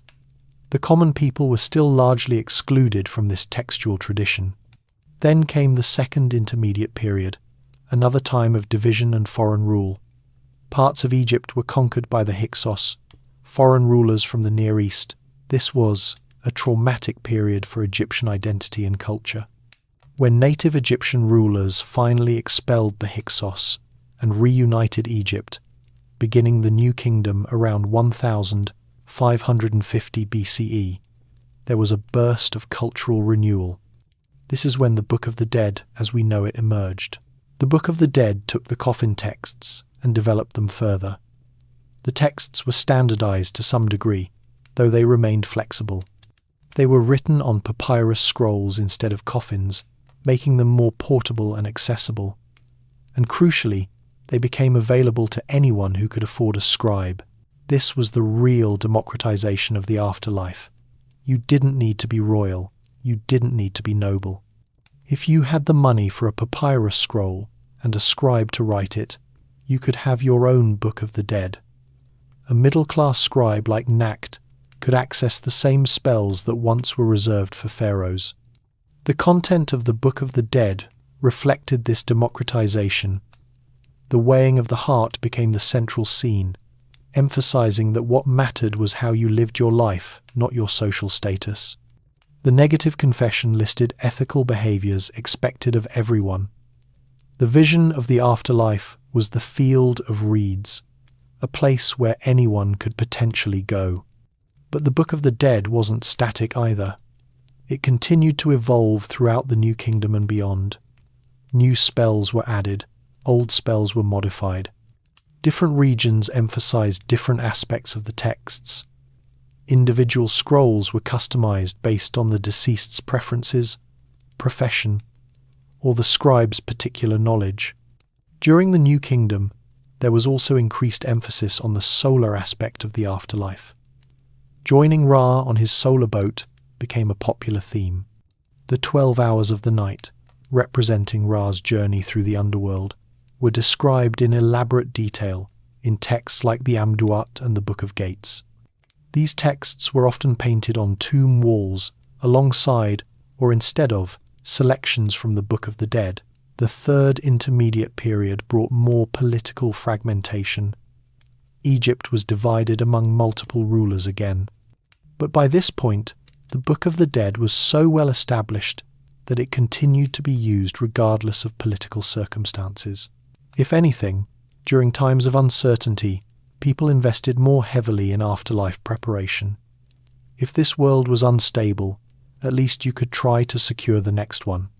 The late period saw Egypt conquered by a succession of foreign powers: the Persians, the Greeks under Alexander the Great, and finally the Romans. You might expect that foreign conquest would disrupt Egyptian religious practices, but the opposite happened. The Egyptians clung to their traditional beliefs even more strongly as a way of maintaining their identity. The Ptolemaic period, when Greek pharaohs ruled Egypt, saw some of the most beautiful books of the dead ever created. The Papyrus of Ani, which I mentioned earlier, dates from this time. The Ptolemaic rulers adopted Egyptian religious practices, presented themselves as pharaohs, and patronized traditional Egyptian religion. They needed the support of the Egyptian priests and people, so they respected Egyptian culture. But there were also influences going the other way. Greek ideas about the afterlife started to blend with Egyptian concepts. The Greeks had their own underworld with Hades as its ruler. Some synthesis occurred, though the core Egyptian beliefs remained dominant. By the Roman period, things started to change more dramatically. Christianity began spreading through Egypt in the first few centuries CE. The Christians rejected the old gods and the old practices. Mummification and the Book of the Dead were seen as pagan superstitions. The last dated Book of the Dead comes from the 1st century CE. After that, as Christianity took over, the tradition died out. The ancient Egyptian religion, which had lasted for over 3,000 years, came to an end. The temples were closed or converted to churches. The priests were scattered. The knowledge of how to read hieroglyphics was lost. For over 1,500 years, the Book of the Dead was forgotten. The scrolls that survived were buried in tombs or preserved in the dry Egyptian climate, but nobody could read them. The beautiful illustrations were mysterious. The hieroglyphics were incomprehensible. Then in 1799, the Rosetta Stone was discovered. This stone had the same text written in 3 scripts: hieroglyphics, Demotic Egyptian, and Greek. Using the Greek as a key, scholars like Jean-François Champollion eventually cracked the code and learned to read hieroglyphics again. Suddenly, the ancient texts became readable. The pyramid texts, the coffin texts, and the Book of the Dead could be translated and understood. Egyptologists realized they had recovered one of the most sophisticated religious systems ever developed, complete with detailed descriptions of the afterlife and the journey through death. The Book of the Dead scrolls held in museums around the world became treasures of scholarship. Each one was unique, offering insights into ancient Egyptian beliefs, artistic techniques, religious practices, and daily life. Modern scholarship has revealed just how complex and thoughtful Egyptian afterlife beliefs were. These weren't primitive superstitions. They were sophisticated attempts to grapple with the fundamental questions of existence. What happens when we die? Is there life after death? What determines whether that afterlife is good or bad? How should we live our lives in light of what comes after? The Egyptians developed a comprehensive answer to these questions, an answer that emphasized personal responsibility, ethical behavior, the power of love and loyalty, and the hope of resurrection. An answer that evolved over 3,000 years but maintained its core conviction that death was not the end. And that brings us to an interesting question. What happened to all the mummies? Where are they now? And what can modern science tell us about these ancient people and their beliefs? Chapter 9. The Mummies Speak. What can modern science tell us about the ancient Egyptians and their quest for eternal life? When we examine actual mummies with contemporary technology, what do we discover? The answer is that mummies are time capsules that continue to reveal secrets thousands of years after they were created. Every mummy examined with modern techniques adds to our understanding of ancient Egyptian life, death, and belief. Let's start with the basics. How many mummies still exist? The honest answer is that nobody knows for sure. Thousands have been discovered and are held in museums around the world, but many more have been destroyed over the centuries through various tragic circumstances. During medieval times, mummies were ground up and sold as medicine. Yes, really. Europeans believed that mummia, a powder made from ground mummy, had healing properties. It was used to treat everything from headaches to broken bones. Countless mummies were destroyed to create this useless powder. It's one of history's great acts of cultural destruction, driven by ignorance and superstition. In the 1800s, mummies were treated as curiosities rather than sacred human remains. Wealthy Europeans held mummy unwrapping parties, where they would invite guests to watch as a mummy was unwrapped and destroyed for entertainment. These events were sometimes conducted by doctors or scientists who claimed to be studying anatomy, but often they were just spectacles for the wealthy and bored. Even when mummies were preserved in museums, early Egyptologists weren't always careful. When Tutankhamun's mummy was unwrapped in 1925, the process was quite destructive. The archaeologists had to use heated knives to separate the mummy from the hardened resins, damaging the remains in the process. But modern science has become much more respectful and much more sophisticated. We can now examine mummies without destroying them, using techniques that reveal incredible details about ancient Egyptian life. CT scans allow researchers to look inside mummies without unwrapping them.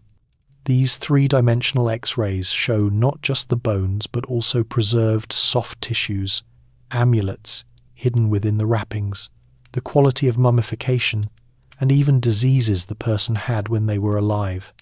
When researchers CT scanned King Tut in 2005, they discovered he had a broken leg shortly before he died. They found that he had a club foot and probably walked with a cane. They determined that he was about 19 years old at death. They even reconstructed what his face looked like based on the skull measurements, all without damaging the mummy at all. DNA analysis has revolutionized our understanding of ancient Egyptian royalty.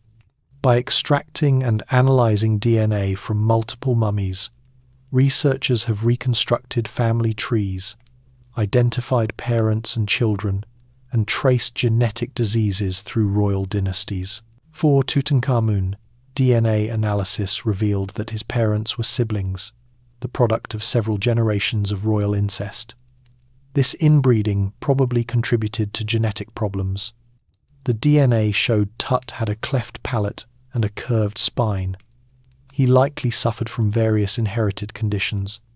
DNA has also been extracted from ordinary Egyptians, revealing information about ancient populations, migration patterns, and relationships between different regions of Egypt. Chemical analysis of mummy tissues reveals what people ate, what diseases they had, even what medications they took. Researchers have found evidence of parasitic infections, tuberculosis, malaria, and many other diseases. They found evidence of dental problems. The Egyptian diet, which included a lot of bread, often had sand and stone particles in it from the grinding stones used to make flour. This wore down teeth severely. Some mummies show evidence of sophisticated medical treatments.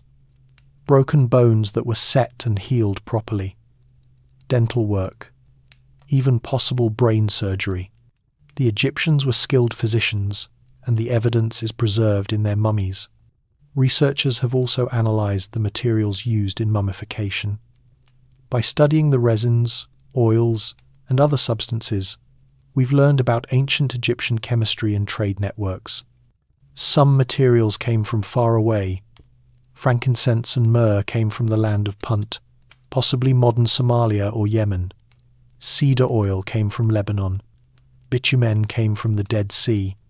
The mummification process required a vast trade network spanning thousands of miles.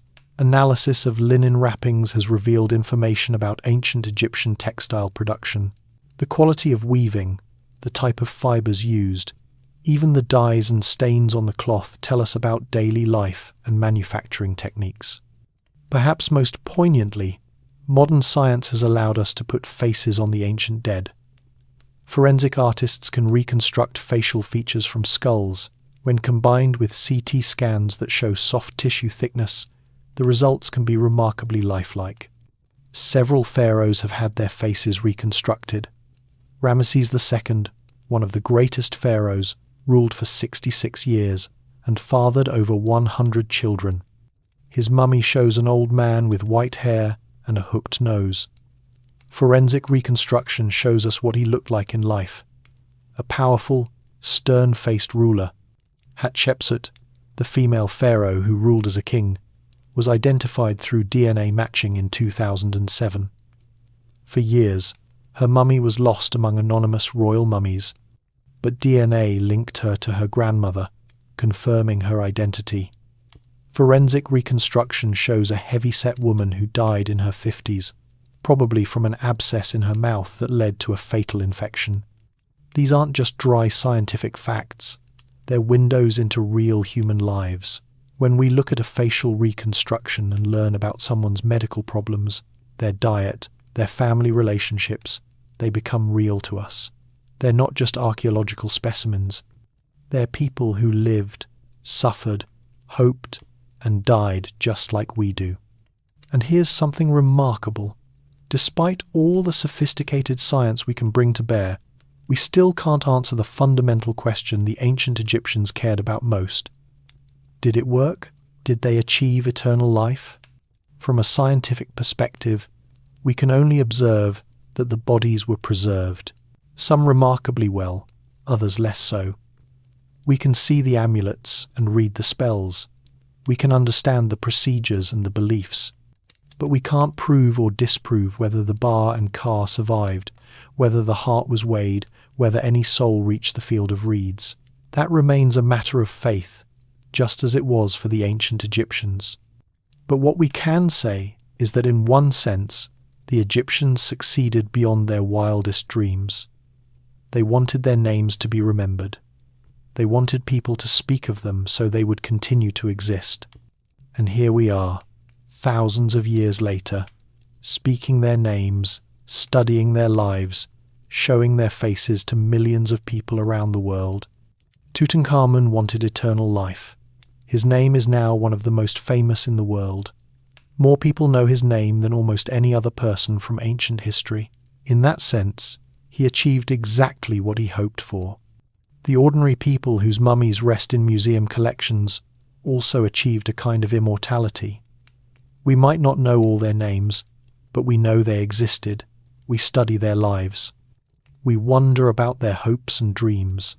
We recognize their humanity. The Book of the Dead promised transformation and eternal existence, and in a way, that promise has been kept. The dead of ancient Egypt have been transformed from forgotten corpses into windows onto an entire civilization. They exist in our museums, our books, our imagination.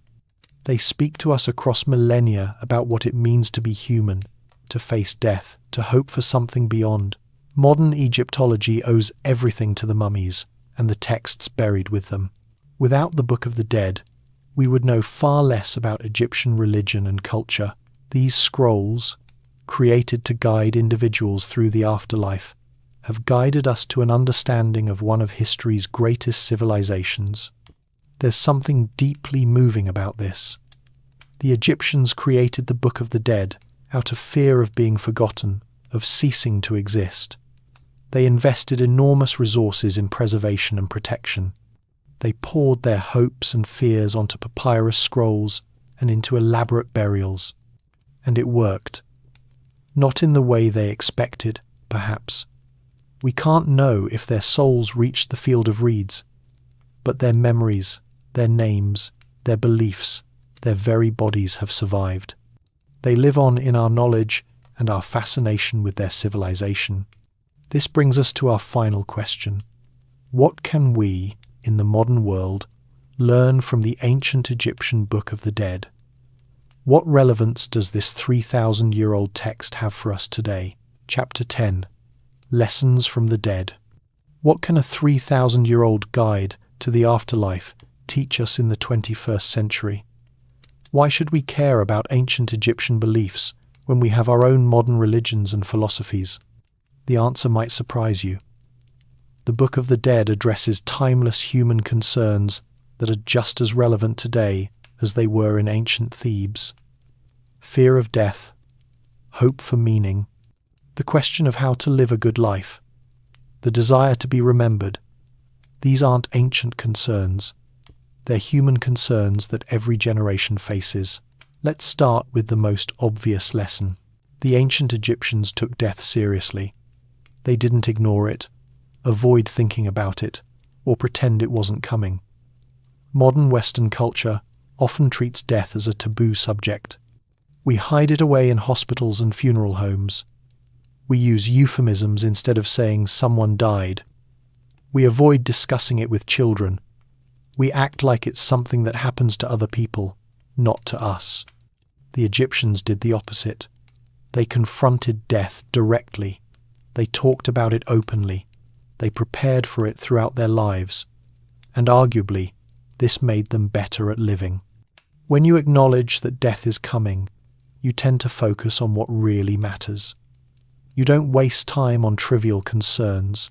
You think about your legacy, about what you're leaving behind, about how you'll be remembered. There's a growing movement in modern psychology called mortality salience research. Studies show that when people are reminded of their mortality, they often make better decisions. They're kinder to others. They focus on meaningful relationships. They think about their values and whether they're living according to them. The ancient Egyptians built this awareness into their entire culture. Death wasn't something to fear and avoid. It was something to prepare for and even embrace as a transformation. The weighing of the heart scene teaches us about accountability. In modern life, we often think we can get away with things. We can cheat on our taxes, lie to our friends, betray people's trust, and face no consequences. The Egyptians believed that ultimately you can't escape the truth about yourself. Your heart knows what you've done, and in the end, the truth will be revealed. This isn't about literal divine judgment. It's about the psychological reality that we carry our actions with us. The harm we do to others weighs on us, whether we acknowledge it or not. The Egyptians understood that living ethically wasn't just about avoiding punishment. It was about having a heart light enough to be at peace. The negative confession is remarkably sophisticated as a moral code.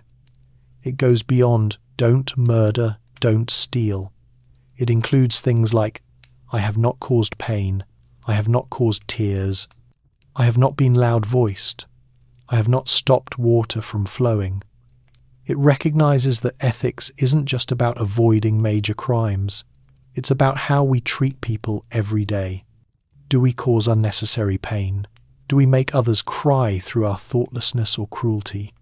Are we obnoxious and domineering? Do we prevent others from accessing resources they need? These are questions we should ask ourselves today. Modern ethics often focuses on big, dramatic questions: abortion, euthanasia, war, capital punishment. These are important issues. But the Egyptians remind us that everyday ethics matter too. How do we treat the people around us? Are we kind? Are we considerate? Do we help or harm? The concept of ma'at, cosmic order and truth, is also relevant. The Egyptians believed the universe ran on truth and balance. When you lied, cheated, or acted unjustly, you weren't just breaking a rule. You were violating the fundamental order of reality. You were adding to chaos and disorder.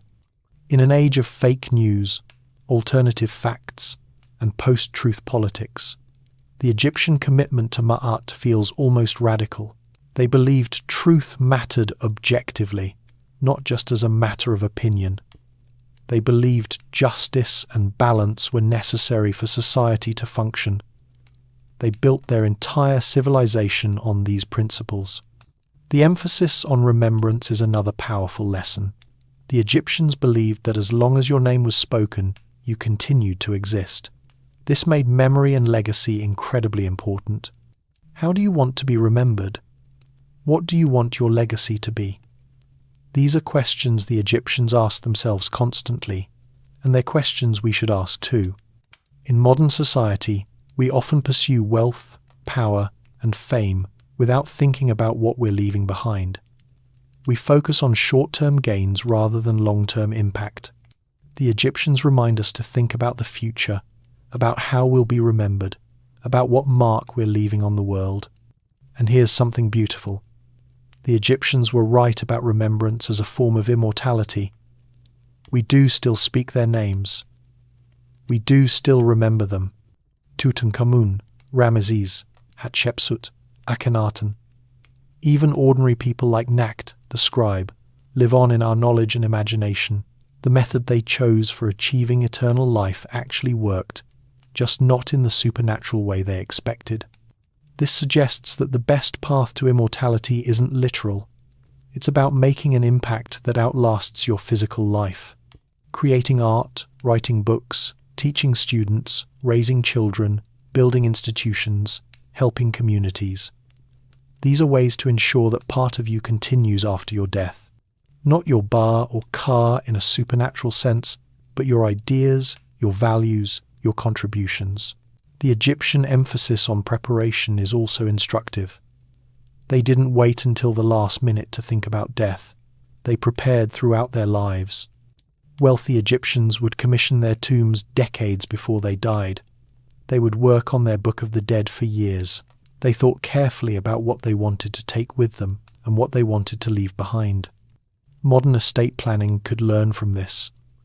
Too many people die without wills, without clear instructions for their families, without having organized their affairs. We avoid thinking about death, and our loved ones pay the price. The Egyptians show us that preparation isn't morbid, it's caring, it's taking responsibility, it's making things easier for the people who survive you. The transformation spells in the Book of the Dead also offer an interesting perspective. The Egyptians believed that in the afterlife, you weren't stuck in one form. You could become a falcon, a lotus flower, even a god. You had ultimate freedom and flexibility. This speaks to a deep human desire for transformation and transcendence. We don't want to be stuck as we are. We want to grow, change, become something more. The Egyptians expressed this through literal magical transformation. We express it through education, personal development, therapy, spiritual practice. But the underlying desire is the same. The Book of the Dead also shows us the power of ritual and symbol. Modern rationalism often dismisses these as superstition. But the Egyptians understood something important. Rituals and symbols help us process emotions, mark transitions, and create meaning. They give structure to experiences that are otherwise overwhelming. The funerary rituals, the amulets, the spells, All of these helped the Egyptians deal with the trauma of death. When someone died, the family had clear steps to follow. There were rituals to perform, offerings to make, prayers to recite. This gave structure to grief and provided a sense of agency in the face of loss. Modern secular society has often lost this. When someone dies, we might have a brief funeral, and then we're expected to get back to normal life quickly. We don't have extended mourning periods. We don't have meaningful rituals. We're often left adrift in our grief. The Egyptians remind us that ritual matters, that taking time to honor the dead matters, that symbols and ceremonies help us cope with loss. There's also the Egyptian vision of paradise as a better version of this world. The field of reeds wasn't some alien realm. It was Egypt, just perfected. The grain grew taller. The water was sweeter. The work was lighter. But it was still recognizably Egypt. This suggests that happiness comes from appreciating what we have, just hoping for it to be better. The Egyptians didn't imagine paradise as complete escape from their world. They imagined it as their world made perfect. This is a healthy attitude. It says that life is fundamentally good, that the material world is valuable, that our everyday experiences of eating, drinking, working, and being with loved ones are the stuff of paradise if only they could last forever and be free from suffering. Contrast this with religious visions that see the material world as evil or worthless, something to escape from entirely. The Egyptians loved life. They loved the Nile, the sunshine, good food, their families. They wanted these things to continue forever. Their vision of the afterlife was life-affirming in the most literal sense. The democratization of the afterlife over Egyptian history also teaches us something important. The idea that eternal life was only for the elite eventually gave way to the idea that everyone had access to it. This represents a profound moral progress. The recognition that every person has inherent dignity and value, that everyone deserves a chance at transcendence, regardless of social status. This is a principle that still drives social progress today. The idea that rights, opportunities, and dignity should be available to all, not just the privileged few. The ancient Egyptians got there thousands of years ago, at least in their theology, if not always in their practice. The emphasis on personal responsibility is another key lesson. At the weighing of the heart, you couldn't blame others for your failures. You couldn't buy your way out. You couldn't use political connections. Your heart was weighed based on how you actually lived, not on excuses or mitigating circumstances. This is a hard teaching, but an important one. We are ultimately responsible for our choices and actions. At the same time, the Egyptians recognized the power of community and help. You needed embalmers to prepare your body. You needed scribes to write your book of the dead. You needed priests to perform rituals. You needed family to make offerings. You couldn't achieve eternal life entirely alone. You needed support. This balance between personal responsibility and community support is something modern society struggles with. We tend to swing between extreme individualism and collective responsibility.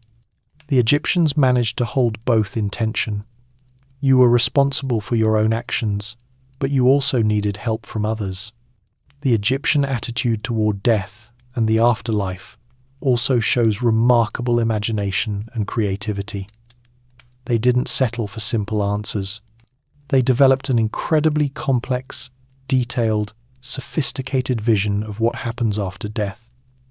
They created hundreds of spells to address every possible situation. They thought deeply about the nature of the soul, the structure of the cosmos, the character of the gods. This imaginative richness is something to celebrate. Whether or not you believe in the literal truth of the Egyptian afterlife, you can appreciate the creativity and depth of thought that went into it. These were people trying to understand the universe and their place in it. They came up with answers that were beautiful, complex, and meaningful. In our modern scientific age, We sometimes think we have all the answers. We understand biology, physics, chemistry. We know that consciousness arises from brain activity and that death means the cessation of that activity. But the Egyptians remind us that there are questions science can't answer.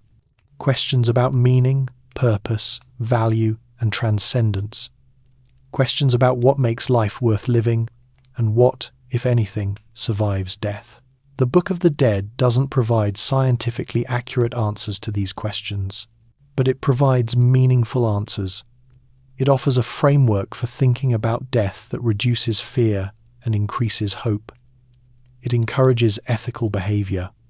It emphasizes the importance of community, memory, and legacy. These are valuable contributions regardless of whether the literal claims are true. There's also something to be learned from the Egyptian combination of hope and realism. They hoped for eternal life, but they knew it wasn't guaranteed. You could fail the judgment. Your tomb could be robbed. Your name could be forgotten. So they worked hard to maximize their chances. They lived ethically. They prepared carefully. They invested resources in protection and preservation. This combination of hope and preparation is a good model for life. Hope for the best, but prepare for challenges. Don't just assume everything will work out. Take action to make good outcomes more likely. The Egyptians applied this to death and the afterlife. We can apply it to life and the challenges we face. The Egyptian emphasis on truth is particularly powerful. The heart was weighed against the feather of truth.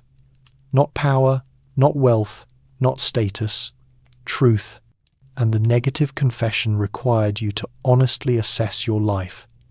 Had you lived truthfully? Had you caused unnecessary harm? Had you lived according to Ma'at? In a world full of deception, spin, and manipulation, this emphasis on truth is refreshing. It suggests that ultimately, truth matters more than cleverness, that honesty matters more than advantage, that living authentically matters more than maintaining appearances. The Book of the Dead also shows us the importance of knowledge.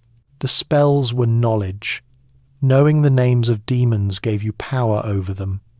Knowing the right words could protect you, transform you, save you. The Egyptians valued knowledge highly, which is why literacy was so prestigious and why scribes had high status. We should value knowledge too, not just practical, technical knowledge, but wisdom about how to live, knowledge of history, philosophy, ethics, art, and culture. The kind of knowledge that helps us understand ourselves and the world. The kind of knowledge that, like the Book of the Dead, can guide us through difficult passages. Finally, there's the simple fact that the Book of the Dead is beautiful. The scrolls are works of art. The hieroglyphics are elegant. The illustrations are stunning. The spells, when translated, have a poetic quality. The Egyptians didn't just create a functional guide to the afterlife. They made it beautiful.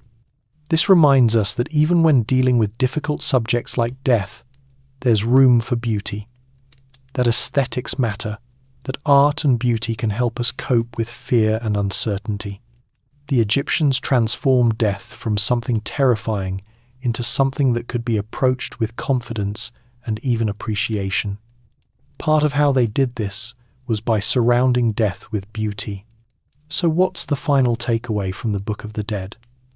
What should we remember from this 3,000-year journey through ancient Egyptian beliefs about death and the afterlife? Here's what I think. The Book of the Dead teaches us that death is part of life and shouldn't be ignored or feared, but rather acknowledged and prepared for. It teaches us that how we live matters, that ethical behavior is its own reward, that truth and justice are fundamental values. It teaches us that memory and legacy are important, that we should think about how we'll be remembered.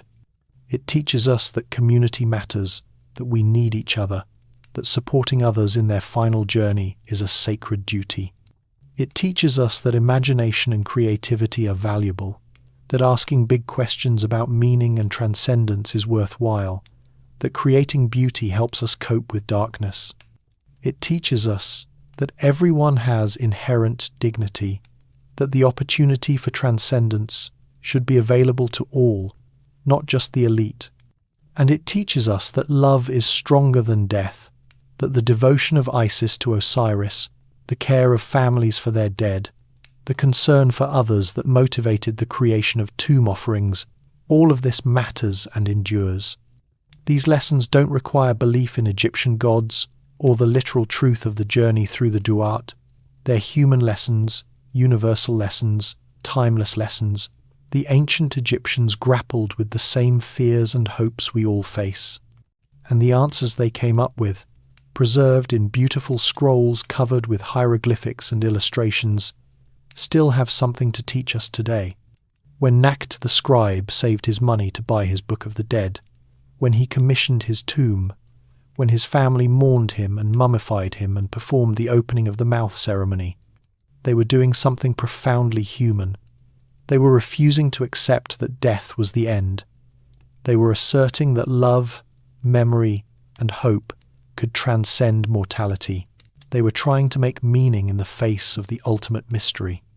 We're still doing the same thing, just in different ways. We build monuments, we write books, we create art, we teach children, we help communities, we fight for causes.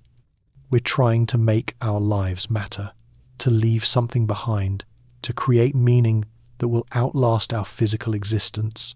In that sense, we're all Egyptians, preparing our own books of the dead, not literal papyrus scrolls with spells and illustrations, but lives lived with intention, relationships nurtured with care, work done with purpose, values upheld with conviction.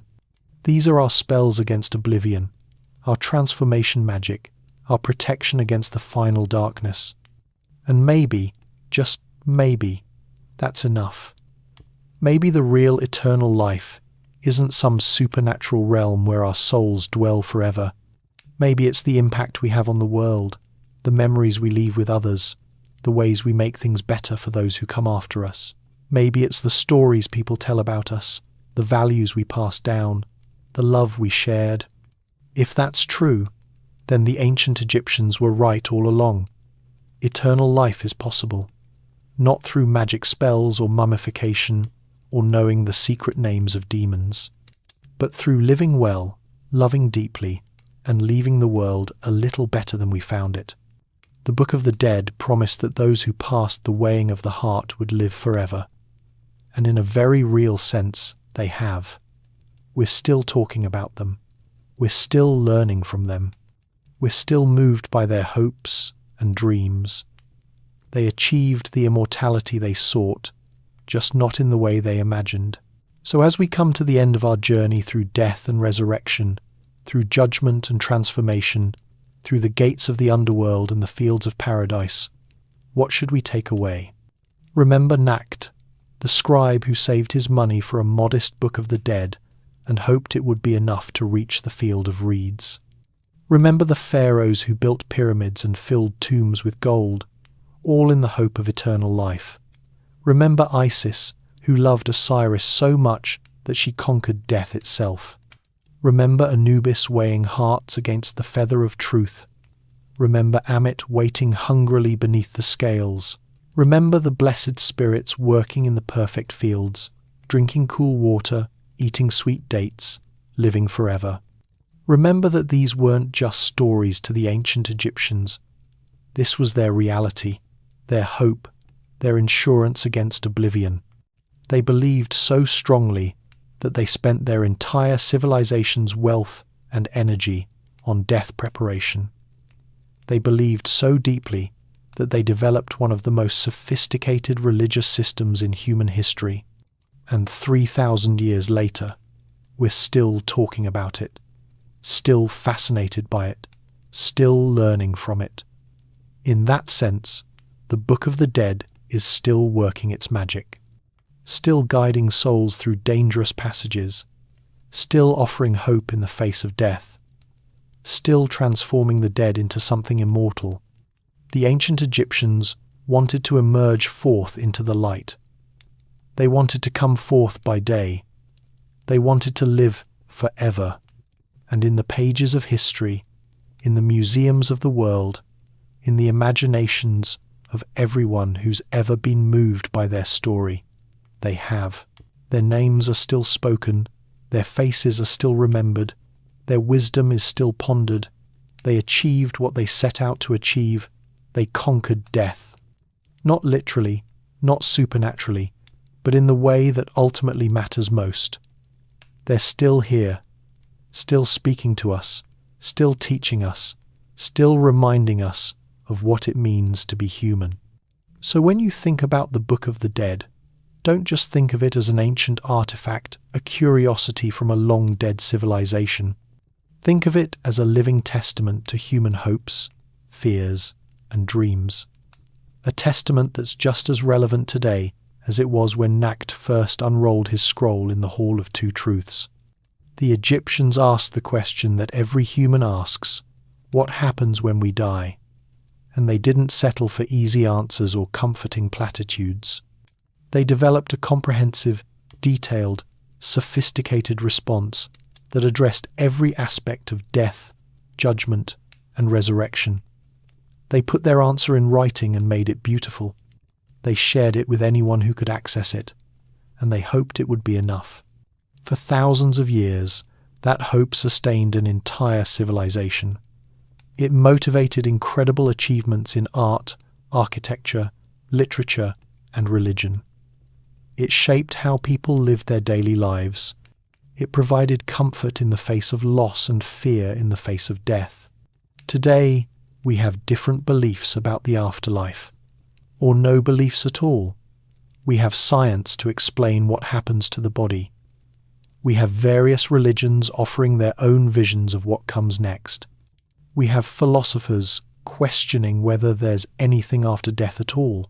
But we still have the same fundamental concerns the Egyptians had. We still fear death. We still hope for meaning. We still want to be remembered. We still wonder if there's something more.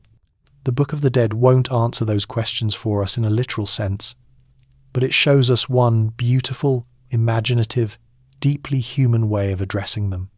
It shows us that confronting death directly, preparing for it thoughtfully, and creating meaning through ritual and symbol can help us live better lives. And ultimately, that might be the greatest magic of all. Not spells that let you breathe in the afterlife or transform into a falcon, but wisdom that helps you live well in this life. Not literal immortality, but the creation of meaning and legacy that outlasts your physical existence.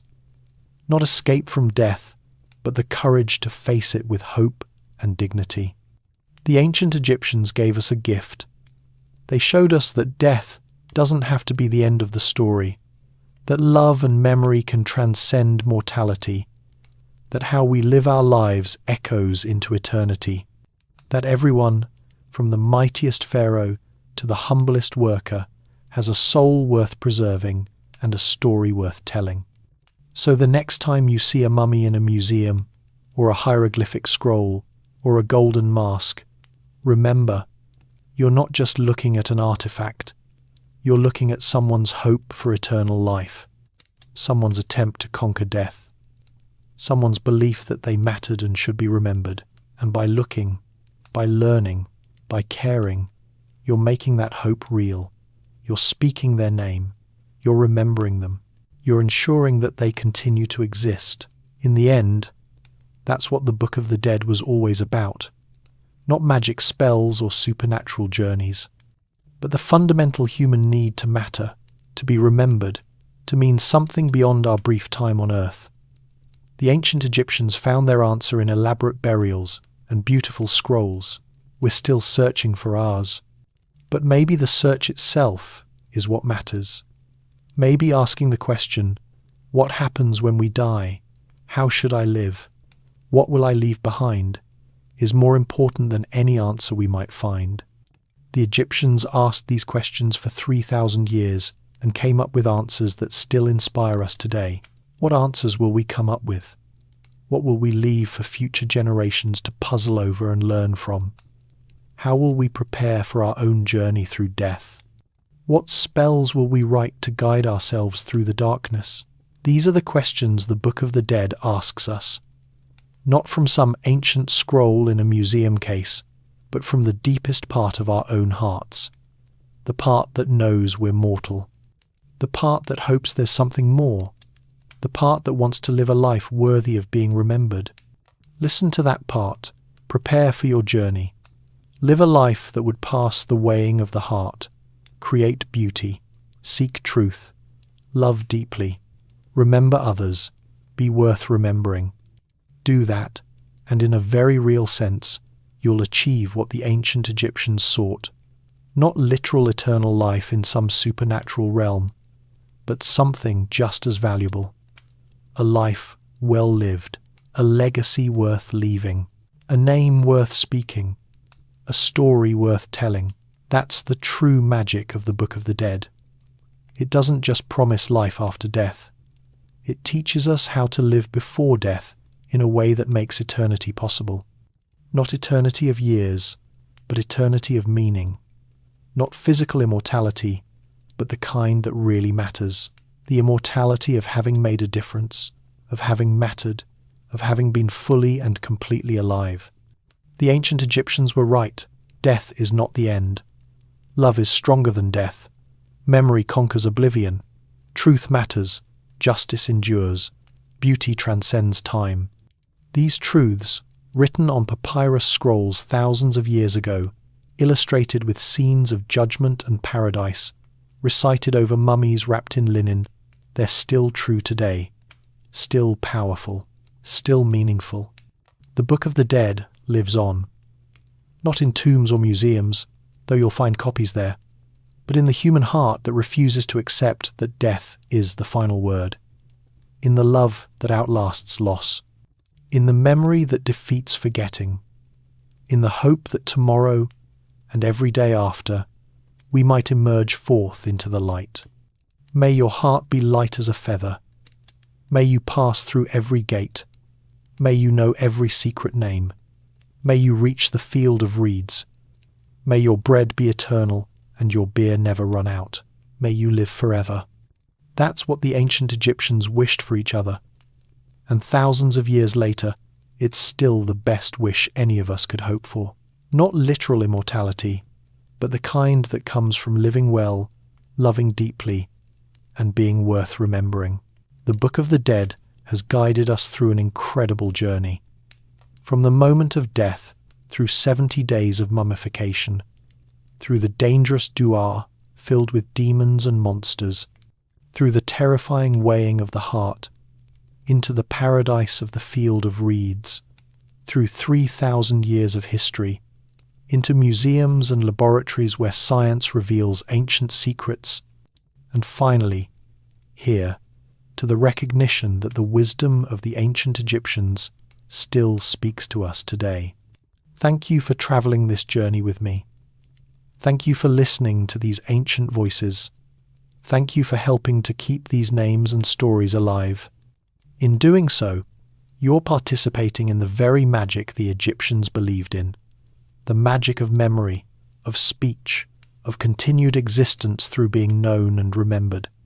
The Egyptians are still emerging forth into the light, coming forth by day, living forever, because we remember them, because we tell their stories, because their wisdom still guides us through our own dark passages. And someday, hopefully, someone will remember us too. We'll tell our stories. We'll find wisdom in how we lived. And in that remembering, we too will achieve the eternal life promised by the Book of the Dead. Until then, live well, love deeply, seek truth, create beauty, be worth remembering. And when your time comes, may your heart be light as a feather. Epilogue. The eternal journey continues. As we close this journey through ancient Egypt's most sacred text, I want to leave you with some final thoughts and reflections on what the Book of the Dead means in our modern world. We've travelled together through an incredible landscape. We've walked with Nakht, the scribe, from his death, through his mummification, through the terrifying gates of the Duat, through the judgment hall where his heart was weighed, and finally into the paradise of the field of reeds. We've explored the beliefs, practices, and hopes of an entire civilization that was obsessed with conquering death. But what does it all mean? Why did we spend all this time exploring texts written thousands of years ago by people whose civilization has long since vanished? What relevance does any of this have for us today? The answer, I believe, is that the Book of the Dead speaks to something eternal in the human spirit. The Egyptians were trying to answer questions that every human being asks. What happens when we die? Is there anything after? How should we live our lives? What makes a life meaningful? These questions haven't changed in 3,000 years, and in many ways, we're no closer to definitive answers than the ancient Egyptians were. What the Egyptians did have was the courage to confront these questions directly. They didn't shy away from death. They didn't pretend it wasn't coming. Instead, they developed an elaborate, beautiful, sophisticated system for thinking about death and what comes after. They poured their civilization's resources into this quest for eternal life. And whether you believe their specific answers or not, there's something admirable about the seriousness with which they approach these fundamental questions. In our modern world, we've largely medicalized death. We've hidden it away in hospitals and nursing homes. We've turned it into a technical problem to be solved rather than a spiritual mystery to be contemplated. When someone dies, we might have a brief funeral, and then we're expected to move on quickly. Grief is treated as an inconvenience, something to be minimized and overcome as rapidly as possible. The Egyptians would have found this attitude bizarre and even cruel. For them, death was too important to be hurried past. It required time, attention, ritual, and respect. The 70-day mummification process wasn't just about preserving the body. It was about giving the family time to grieve, time to prepare, time to honor their dead. The elaborate funeral rituals served a psychological and social purpose as much as a religious one. Maybe we've lost something by treating death as merely a medical event. Maybe the Egyptians were onto something when they recognized that death requires ritual, that it demands our attention, that it deserves to be surrounded with beauty and meaning. The Book of the Dead also reminds us of the power of stories and myths. The story of Osiris, murdered by his brother, dismembered and scattered, then lovingly reassembled and resurrected by his devoted wife Isis. This story gave meaning to the mummification process. It provided a template, a prototype, a reason to believe that resurrection was possible. We might not believe literally in Osiris and Isis, but the power of the story remains. It's a story about love conquering death, about dedication and perseverance, about hope in the face of despair. These are themes that resonate across cultures and centuries. The specifics might change, but the core human experiences remain the same. Modern society has become increasingly literal-minded. We want facts, evidence, scientific proof, but stories and myths operate on a different level. They give us frameworks for understanding experiences that are too big, too mysterious, too emotionally overwhelming to be captured by facts alone. The Egyptians understood this. Their myths weren't meant to be scientific explanations. They were meant to provide meaning, comfort, and hope. The weighing of the heart scene is particularly powerful as a symbol. The image of your heart being weighed against a feather, with your eternal fate hanging in the balance, is vivid and memorable. It encapsulates a complex moral philosophy in a single dramatic moment. Are you light or heavy? Have you lived well or poorly? Have you caused unnecessary suffering? Have you lived in harmony with truth and justice? These are the questions that matter, not how much wealth you accumulated or how much power you wielded, but whether your heart, the seat of your conscience and character, is light enough to balance against the feather of truth. In an age of income inequality, corporate greed, political corruption, and environmental destruction, the weighing of the heart feels more relevant than ever. We live in a world where those who cause the most suffering often face the fewest consequences, where wealth and power can buy freedom from accountability, where the truth is regularly distorted or ignored for profit and advantage. The Egyptian vision of ultimate justice, where everyone faces the same standard regardless of status, where your heart is weighed based on how you actually lived rather than what you claim to believe. This vision offers both comfort and challenge. Comfort that justice might ultimately prevail. Challenge that we need to live in ways that would pass the weighing. The democratization of the afterlife over Egyptian history also tells an important story. The progression from exclusive royal access to universal availability mirrors the moral progress of human civilization. The recognition that everyone has inherent dignity and worth, that everyone deserves a chance at transcendence. This is a hard-won insight that took centuries to develop. We're still fighting versions of this battle today, still arguing about who deserves healthcare, education, opportunity, and dignity. The Egyptians eventually decided that eternal life should be available to all, not just the elite.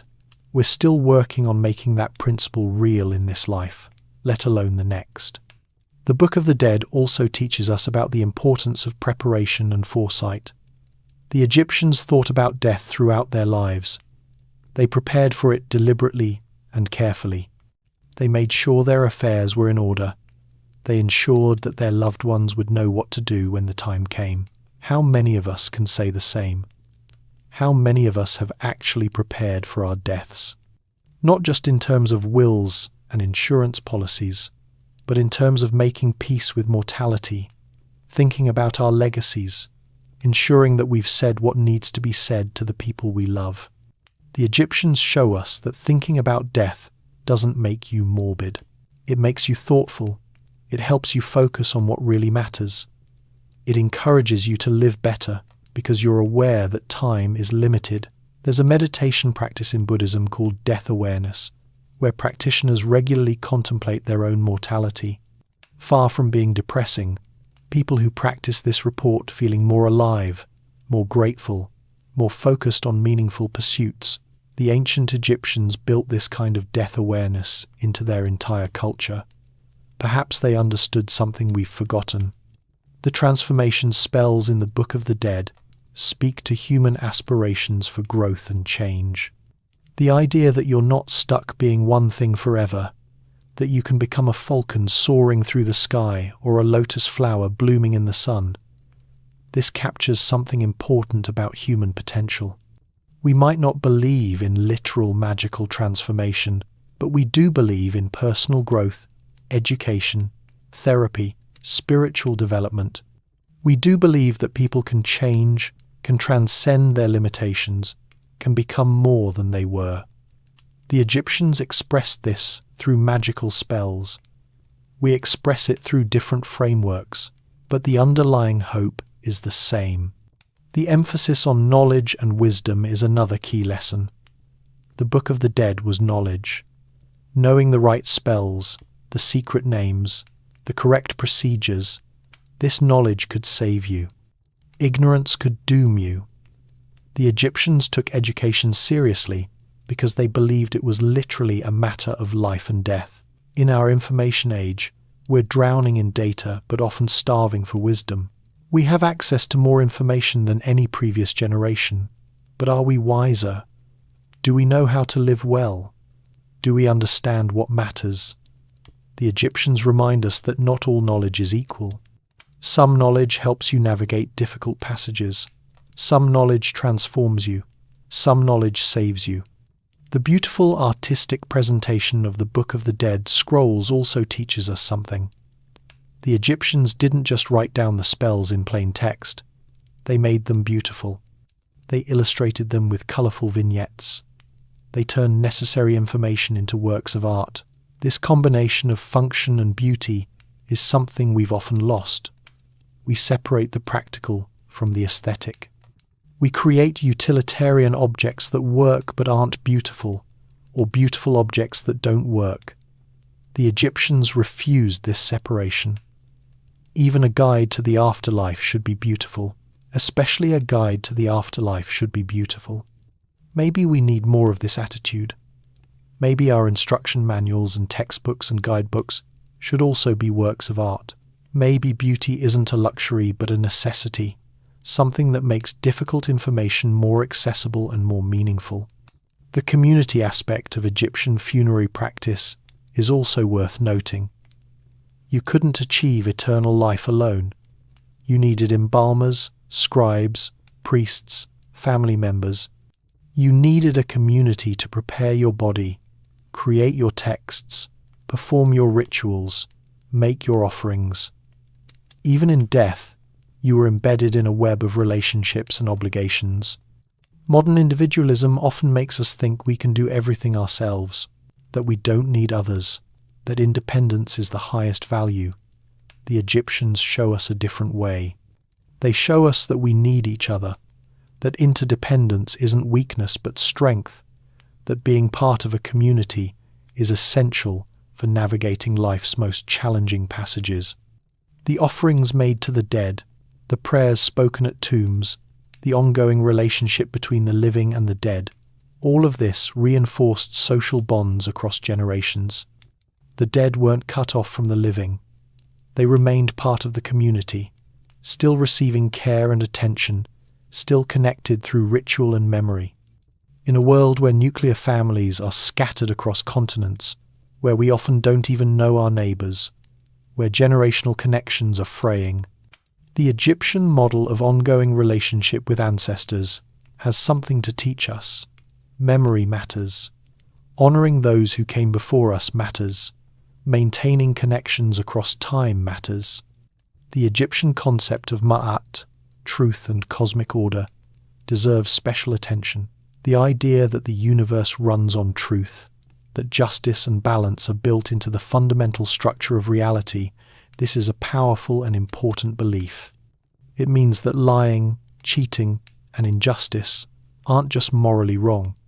They're violations of cosmic order.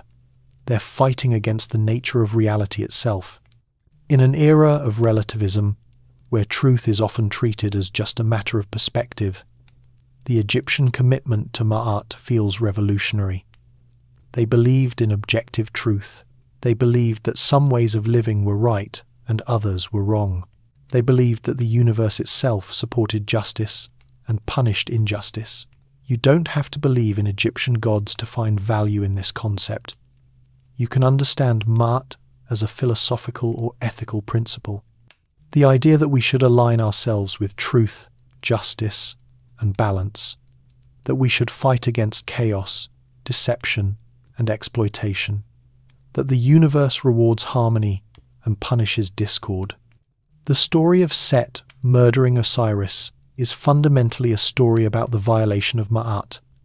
Set's jealousy, his violence, his dismemberment of his brother, all of this was an assault on cosmic order, and eventually Ma'at was restored. Osiris was resurrected. Horus defeated Set. Justice prevailed. This story told the Egyptians that no matter how powerful evil seemed, no matter how long injustice lasted, ultimately the arc of the universe bent toward justice. This is a belief we could use today. In the face of climate change, war, inequality, and suffering, it's easy to despair. The Egyptian belief in ultimate justice, in the eventual restoration of Ma'at, offers hope that our efforts toward justice and balance are aligned with the fundamental nature of reality. The preservation of bodies through mummification speaks to the Egyptian reverence for the physical world. Unlike some religious traditions that see the body as a prison or as something base and corrupt, the Egyptians honoured the body. They went to extraordinary lengths to preserve it. The body wasn't something to escape from. It was an essential part of who you were. This positive attitude toward the body and the material world is refreshing. It suggests that physical existence is good, that pleasure isn't sinful, that the material world is worth preserving and enjoying. The vision of paradise as an embodied existence, where you eat and drink and work and enjoy physical pleasures, reinforces this life-affirming attitude. In modern Western culture, we often have complicated relationships with our bodies. We're told they're not good enough, not thin enough, not young enough, not attractive enough. The Egyptian approach was different. Your body was sacred. It was worth preserving forever. It was you, not just a vessel you inhabited. Maybe we need to recover some of this reverence for the physical. Maybe we need to honor our bodies more, take better care of them, appreciate them as integral parts of who we are, rather than objects to be judged and criticized. The Egyptian treatment of animals is also worth mentioning. Animals were mummified and buried with care. Cats, dogs, birds, even crocodiles were preserved and honored. The gods often appeared in animal forms. Animals were seen as sacred, as connections to the divine. In our era of industrial farming, environmental destruction, and species extinction, this Egyptian reverence for animal life has something to teach us. Animals aren't just resources to be exploited. They're part of the sacred web of life. They deserve respect and care. The role of priests and ritual specialists in Egyptian society shows the value they placed on expertise and tradition. The embalmers who knew the secrets of mummification, the scribes who could read and write the sacred texts, the priests who could perform the rituals correctly, all of these people had important roles. Their knowledge and skills were valued and rewarded. In modern society, we sometimes dismiss expertise. We think anyone's opinion is as good as anyone else's. We trust our own research over specialists who have spent lifetimes studying subjects. The Egyptians show us a different way. They recognize that some knowledge requires training, practice, and dedication. They honored those who had that knowledge. At the same time, they worked to make that knowledge more accessible over time. The democratization of the Book of the Dead meant that more people could access the spells and rituals that had once been exclusive. This balance between respecting expertise and making knowledge available is something we're still trying to achieve. The Egyptian time perspective is also fascinating. They built tombs to last forever. They created texts intended to guide people through eternity. They thought in terms of thousands of years. They had a long view that's rare in our modern culture. We tend to think short-term, quarterly profits, election cycles, the next social media post. We're losing the ability to think about the deep future, about what will matter in 100 years or 1,000 years. The Egyptians show us that long-term thinking is possible and valuable. When you're preparing for eternity, you think carefully about what you're doing. You focus on what will last. You build things meant to endure. You create legacies that will outlive you. This kind of thinking could help us address modern challenges like climate change, which require us to think beyond our own lifetimes. The Egyptian understanding that different parts of the self could separate and need to be reunited is psychologically sophisticated. The idea that you're not one unified thing, but rather a combination of elements: body, life force, personality, heart, name, shadow, transformed spirit. This captures something true about the complexity of human identity. Modern psychology recognizes that we have different aspects to our personalities, different parts of ourselves that sometimes conflict. We talk about the conscious and unconscious mind, about different personality traits, about the multiple roles we play. The Egyptians understood this thousands of years ago, though they expressed it in different terms. The need to keep all these parts together, to maintain integration and wholeness, this is still a challenge we face. We work on personal integration through therapy, meditation, spiritual practice. The Egyptians worked on it through ritual and magic. But the goal was the same: to become whole, complete, integrated. The emphasis on speaking and writing as magical acts is another important lesson. Words had power for the Egyptians. Speaking a name made it real. Writing something down gave it permanence. Reciting a spell made it effective. We've lost some of this sense of language as powerful and magical. We throw words around carelessly. We speak without thinking. We write disposable content that disappears into the digital void. The Egyptians remind us that words matter, that what we say and write has impact, that language can create or destroy, heal or harm. The practice of leaving blank spaces in standard books of the dead, where names could be filled in, shows both practicality and an understanding of personalization.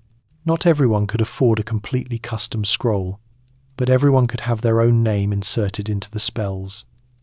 This made the magic personal, specific, powerful. We do something similar today with personalized products and services, but there's something more profound here. The recognition that even standardized forms need personal touches. That everyone's journey is unique even if we all face common challenges. That generic solutions need to be adapted to individual circumstances.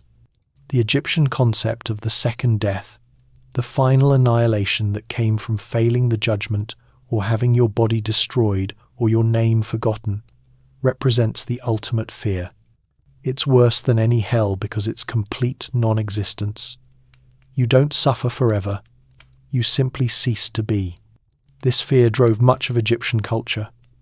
It motivated ethical behavior, careful preparation, extensive investment in tombs and texts. It made people think seriously about their legacies and how they would be remembered. Do we have a modern equivalent? What do we fear more than death? Perhaps it's meaninglessness.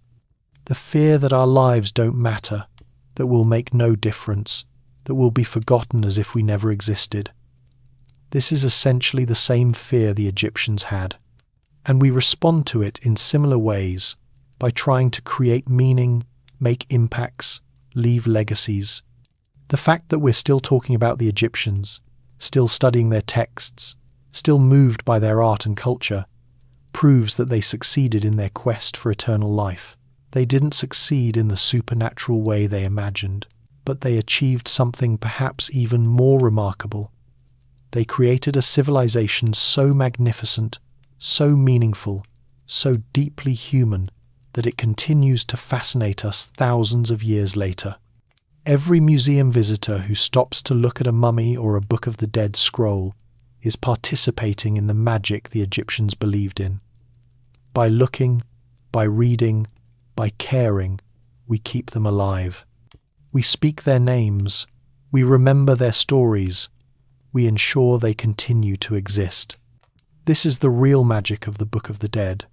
Not the supernatural spells, but the human determination to be remembered, to matter, to transcend death through meaning and legacy. And that magic still works. It's still working right now, as you read these words about people who lived thousands of years ago. So what should you do with all this? How should you apply these ancient Egyptian lessons to your modern life? Start by thinking about your own mortality. Don't avoid it. Don't pretend it's not coming. Instead, acknowledge that your time is limited and let that awareness help you focus on what really matters. Ask yourself, how do I want to be remembered? What legacy do I want to leave? What would my heart weigh against the feather of truth? Think about Ma'at in your own life. Are you aligned with truth and justice? Are you creating harmony or chaos? Are you contributing to balance or exploitation? These aren't just personal questions. They're cosmic ones. How you live affects not just yourself, but the entire fabric of reality. Honor your dead. Create rituals that help you remember those who came before. Visit graves.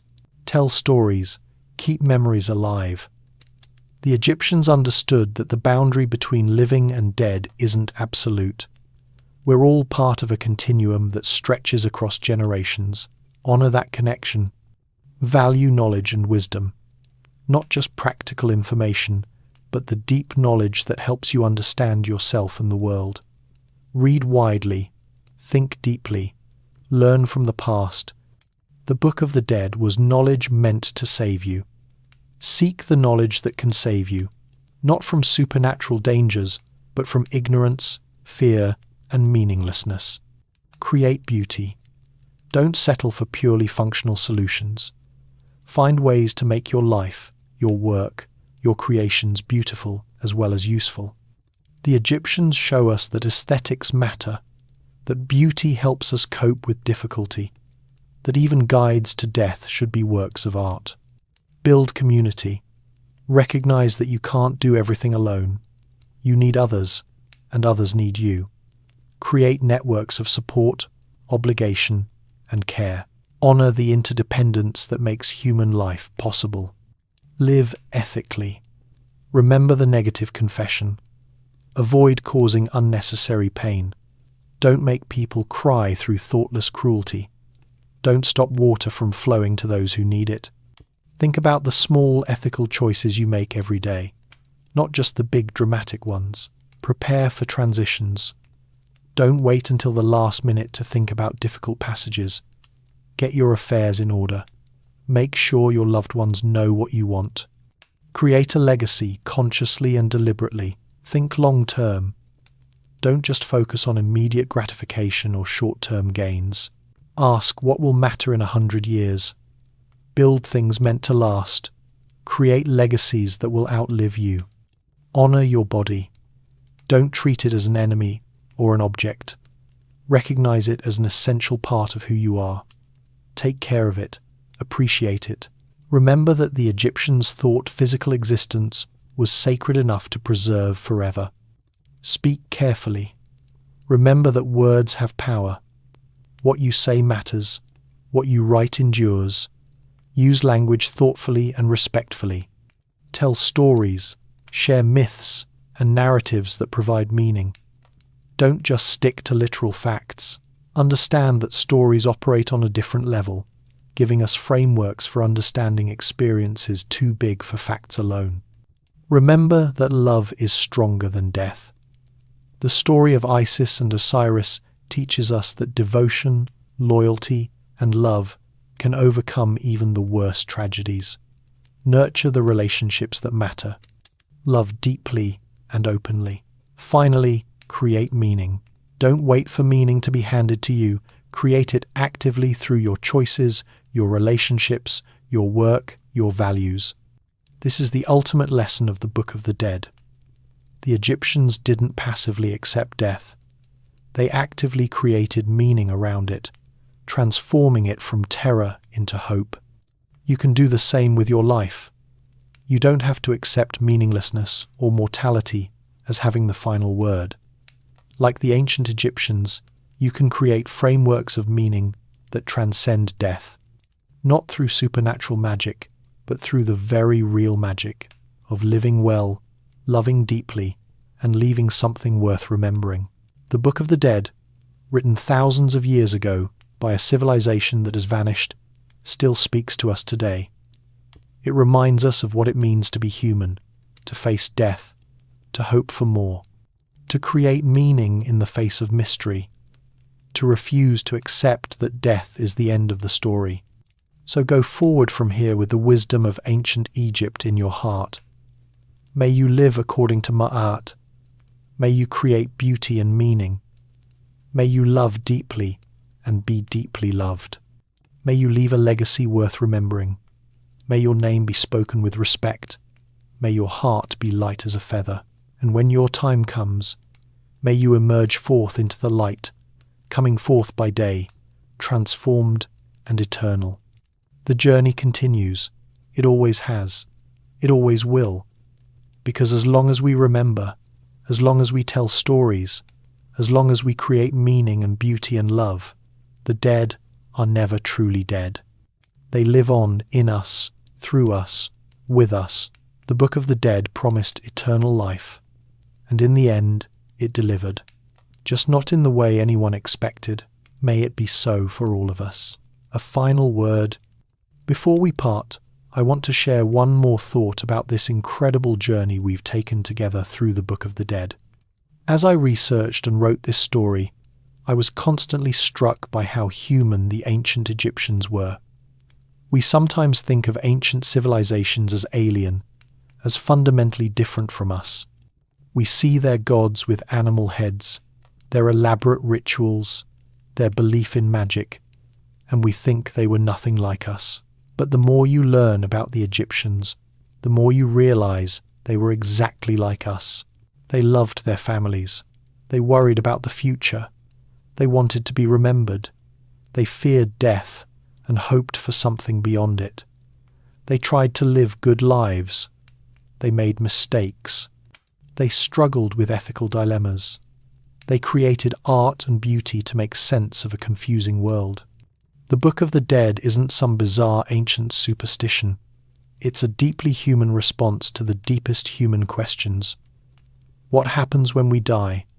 How should we live? What makes life meaningful? The Egyptians poured their hearts and minds into answering these questions. And while their specific answers involved gods and magic we no longer believe in, the underlying concerns are timeless and universal. When I think about Nakht, the scribe we followed through this journey, I think about a real person who lived and died 3,500 years ago. He had a name, he had a family, he had hopes and fears. He saved his money to buy a Book of the Dead because he wanted to live forever. He wanted his life to mean something. He wanted to be remembered. And here we are, thousands of years later, still talking about him, still thinking about his journey, still moved by his hopes. In a very real sense, his wish came true. He is remembered. His name is spoken. He continues to exist in our thoughts and our stories. This is the power of the human spirit. This is what we can achieve when we refuse to accept that death is the end. Not supernatural resurrection, but something equally remarkable. The ability to touch lives across millennia, through art, through stories, through the simple human act of caring and remembering. The Egyptians understood something profound. They understood that we are all connected across time, that the living and the dead are not separate but part of one continuous human story. That memory is sacred. That legacy matters. That love endures. These lessons are just as important today as they were in ancient Thebes, maybe more important. In a world that moves so fast, that forgets so quickly, that treats everything as disposable, the Egyptian commitment to memory and legacy is almost revolutionary. So, as you go forward from here, carry these lessons with you. Remember that you are part of a story that stretches back thousands of years and will continue thousands of years into the future. Remember that your choices matter, that your life has meaning, that how you live echoes into eternity. Live a life that would pass the weighing of the heart, create beauty, speak truth, show love, build community, honor the dead, think about the future, leave something worth remembering. Do these things, and you will achieve what the ancient Egyptians sought. You will conquer death, not literally, not supernaturally, but in the way that truly matters. You will create a life so meaningful, so full of love and beauty and truth, that it transcends your physical existence. The Book of the Dead is still working its magic thousands of years after it was written. It's still guiding souls through difficult passages. It's still teaching us how to live and how to die. It's still reminding us that we are more than just our physical bodies, that we can create meaning that outlasts us, that death is not the final word. Thank you for taking this journey with me. Thank you for spending time with the ancient Egyptians, for caring about their stories, for keeping their memories alive. In doing so, you've participated in the very magic they believed in. You've spoken their names, you've remembered them, you've ensured they continue to exist. And someday, hopefully, someone will do the same for you. Will remember your story, will speak your name, will keep your memory alive. And in that remembering, you too will emerge forth into the light, coming forth by day, living forever. The ancient Egyptians had it right all along. Death is not the end. Love is stronger than death. Memory conquers oblivion. Beauty transcends time. Truth endures. Justice prevails. These are the eternal truths that the Book of the Dead teaches us. Truths that were written on papyrus 3,000 years ago and are still true today. Truths that will still be true 3,000 years from now. May you live according to these truths. May you create a life worthy of being remembered. May you leave a legacy of love, beauty, and meaning. May your heart be light as a feather. May you reach the field of reeds, whatever that means for you. And may you live forever, not in some supernatural realm, but in the hearts and memories of those who love you, in the impact you make on the world, in the beauty you create, in the truth you speak, in the justice you uphold. This is the promise of the Book of the Dead. This is the hope of humanity. This is the magic that still works, even after thousands of years. Go forth into the light. Come forth by day. Live well. Love deeply. Be remembered. The journey continues. The story goes on. The dead are never truly dead as long as we remember them. And in remembering them, we ensure our own immortality. May your name be spoken forever. May your story be told for all time. May you live forever. So may it be.